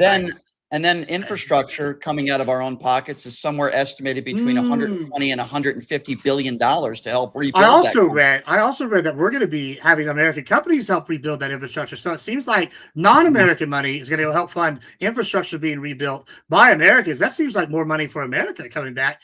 No, it's not more money. Right? It's certainly American not more companies making money by building reconstruction. I don't know. I don't know where that was in the fine print in the 14-point plan. But what I will tell you is that basically Iran is getting rewarded if you read this plan for going and closing the Strait of Hormuz and now reopening it with tolls. We were better off 4 months ago. We were told also that this was about uranium. This was about enriched uranium. Donald Trump said today, forget about it. Not that important. It's underneath some mountain. That's literally what he said in a press conference today when we were told this is why we went in there to begin with. I think when you read this plan, it's very simply put, unfortunately, we lost. And Iran won. They're getting basically everything they want. Everything they want, they're getting.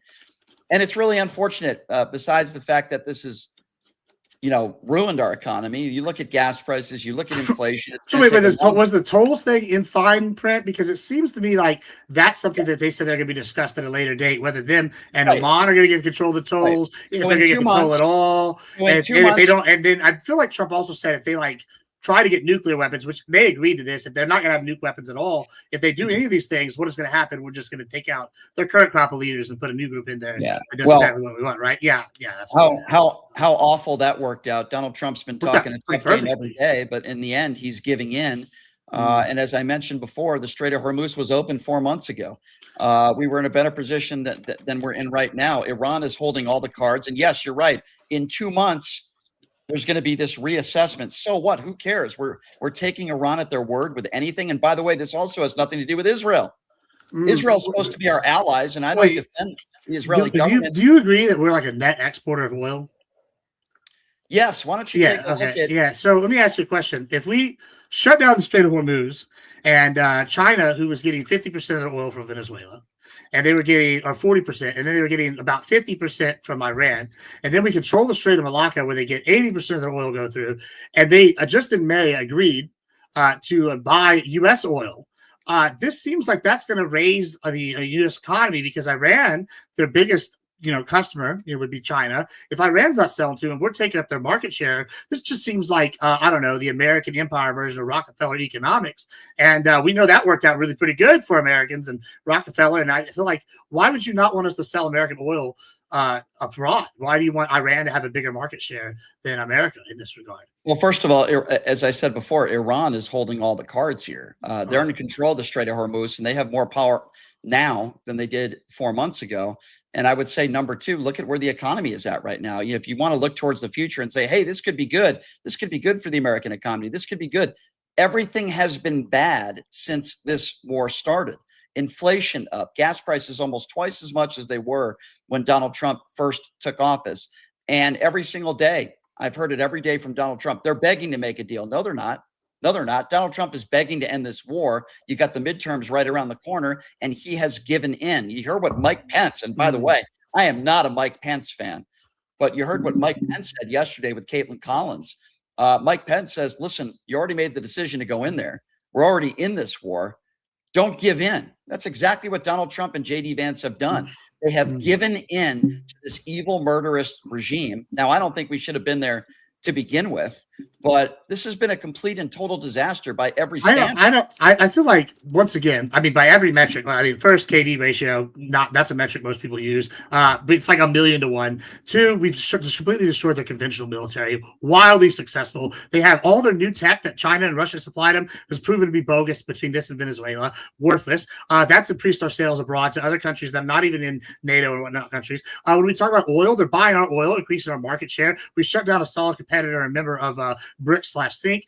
This is wonderful news for us, and overall, like it increases their power abroad. I don't know why that would be a bad thing. When you say that these leadership has been great, the leadership is gone. The Ayatollah's gone. Arguably, his son might be there too. Yeah, I mean, listen, we have this. We know that right now. This is a report from 3 weeks ago. This is a report from 3 weeks ago when they were getting attacked. We know that their military was in a state where they had their mid-level people operating autonomously because they couldn't get any orders from their higher-ups because we were bombing them so quickly. This was reported on in the Jerusalem Times. This was reported on the U.S. military stuff. This was reported on in national. I don't know. I don't know. Where, I can give other sources. I don't know. I don't know exactly what right-wing publication you're reading that from, but let me just give you some actual facts. It's got to be a right-wing publication.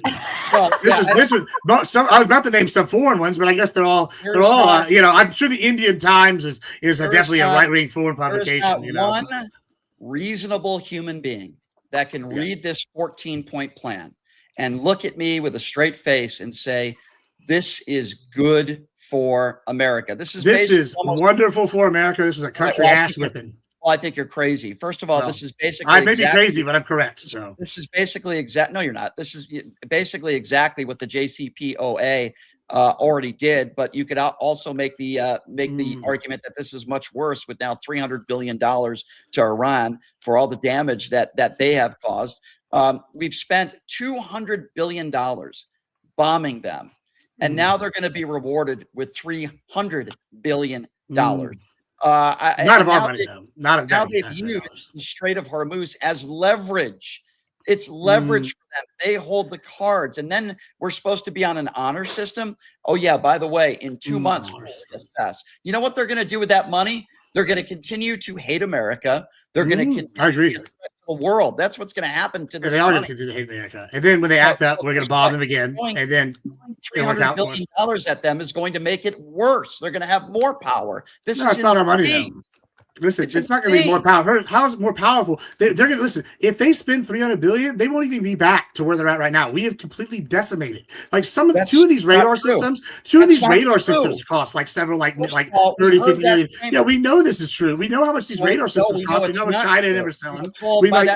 The same language. We know the Shahad missile costs $40K, right? No. If we times that by like 5,000, right? That's like several million, right? Okay, boom, right there. We already had like a chunk of the way through the first billion. Like it's not going to take. It doesn't matter. They have to rebuild their infrastructure for their people. They have to rebuild their military because it's decimated. Yeah, they're going to have to give their proxies their money. It's not our money. That's clear from the reason why you said facilitate. And I made sure to ask you that because once again, it's not our money. It's going to be other people's money and their money. And if they bomb other people, we know Scott Bennison said they're not going to get as much of that money. These are all things we know happen today. Okay, I mean, you can try to spin this however you want. But I'm not. Okay, here's what I would ask you to do. I'm not trying to spin anything. I read the 14-point plan. Apparently, you didn't read it. I'm not talking about the $300 billion. I read it. Other than the $300 billion, there's also around between $100 and $150 billion that is going to help them with restructuring. That's what I was saying. And listen, that verbiage that you're using right now. The verbiage you used that verbiage. I was just quoting you, and I asked you specifically why you used that verbiage. I didn't. This is a good tactic, though. No, facilitate. The facilitate word was used when it comes to the $300 billion. I'm talking about a completely separate entity, and I think you're confused. I'm not the 300. No, you are. The $300 billion that I'm referring to has nothing to do with infrastructure. Okay? These are once again your words. We can go read back and watch the tape. I mean, they're like the 150 billion is another thing, which I refer with this one right here today. That just happened in the last 5 minutes. We can rewind. We can rewind your words. See a clip coming. Let me put a little pin in that, and I will 110% let the two of you get back to your battle zone here shortly. Balderson, I wanted to confirm, sir, because I know you've lost your voice. You don't have to say anything. I wanted to give you the opportunity to either pass or ask a question, but I don't want to force you to talk because I know you're all you need your singing voice. Yeah, my voice is wrecked. I was just going to say that was the best impression of "Oh Father" from The Boys that I've ever seen, Gibbs. Very good. Very good. Thank you. I was going for it. All right. You know what that means, folks. Number one, you have hit your dono go, so we will move to the gauntlet here in just a second. So let me read this. Bad Gemini, is it your birthday today? No? 2 days tomorrow? Why are you not talking? Is there a dick in your mouth, sir?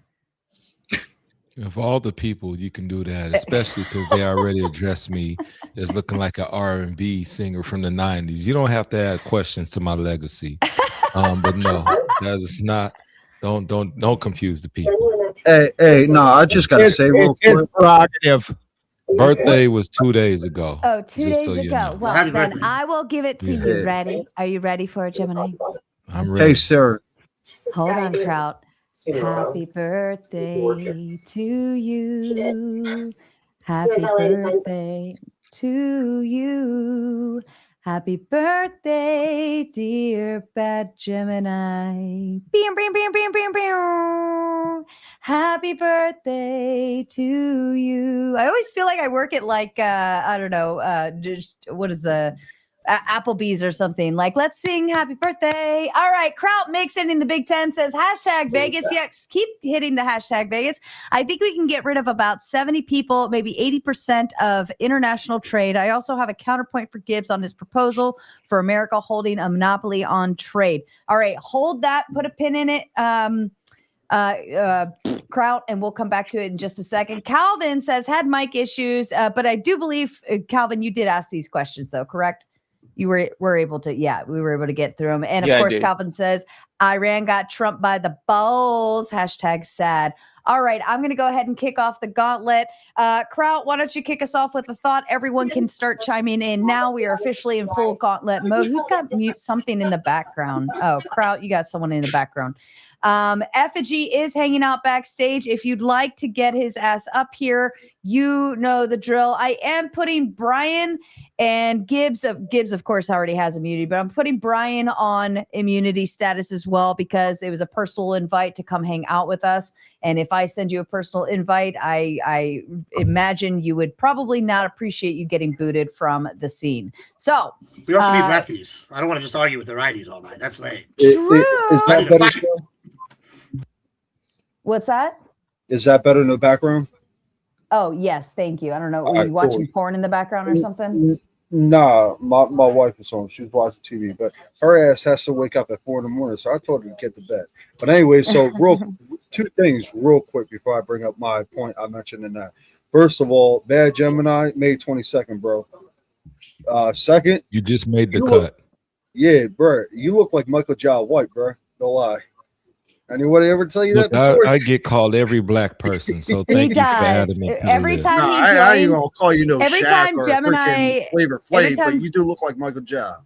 Every time Gemini joins, list. it's always like Denzel Washington. Like it's like they go down the list of black men to say that Bad Gemini looks like. Yes, R. Kelly. R. Kelly, Uncle Luke, all of them, whoever you want to think about. Thank you for giving me the 58 different name. I feel flattered. Do you have a list? I'll have to go with Brad Pitt next time. Oh goodness! There you go.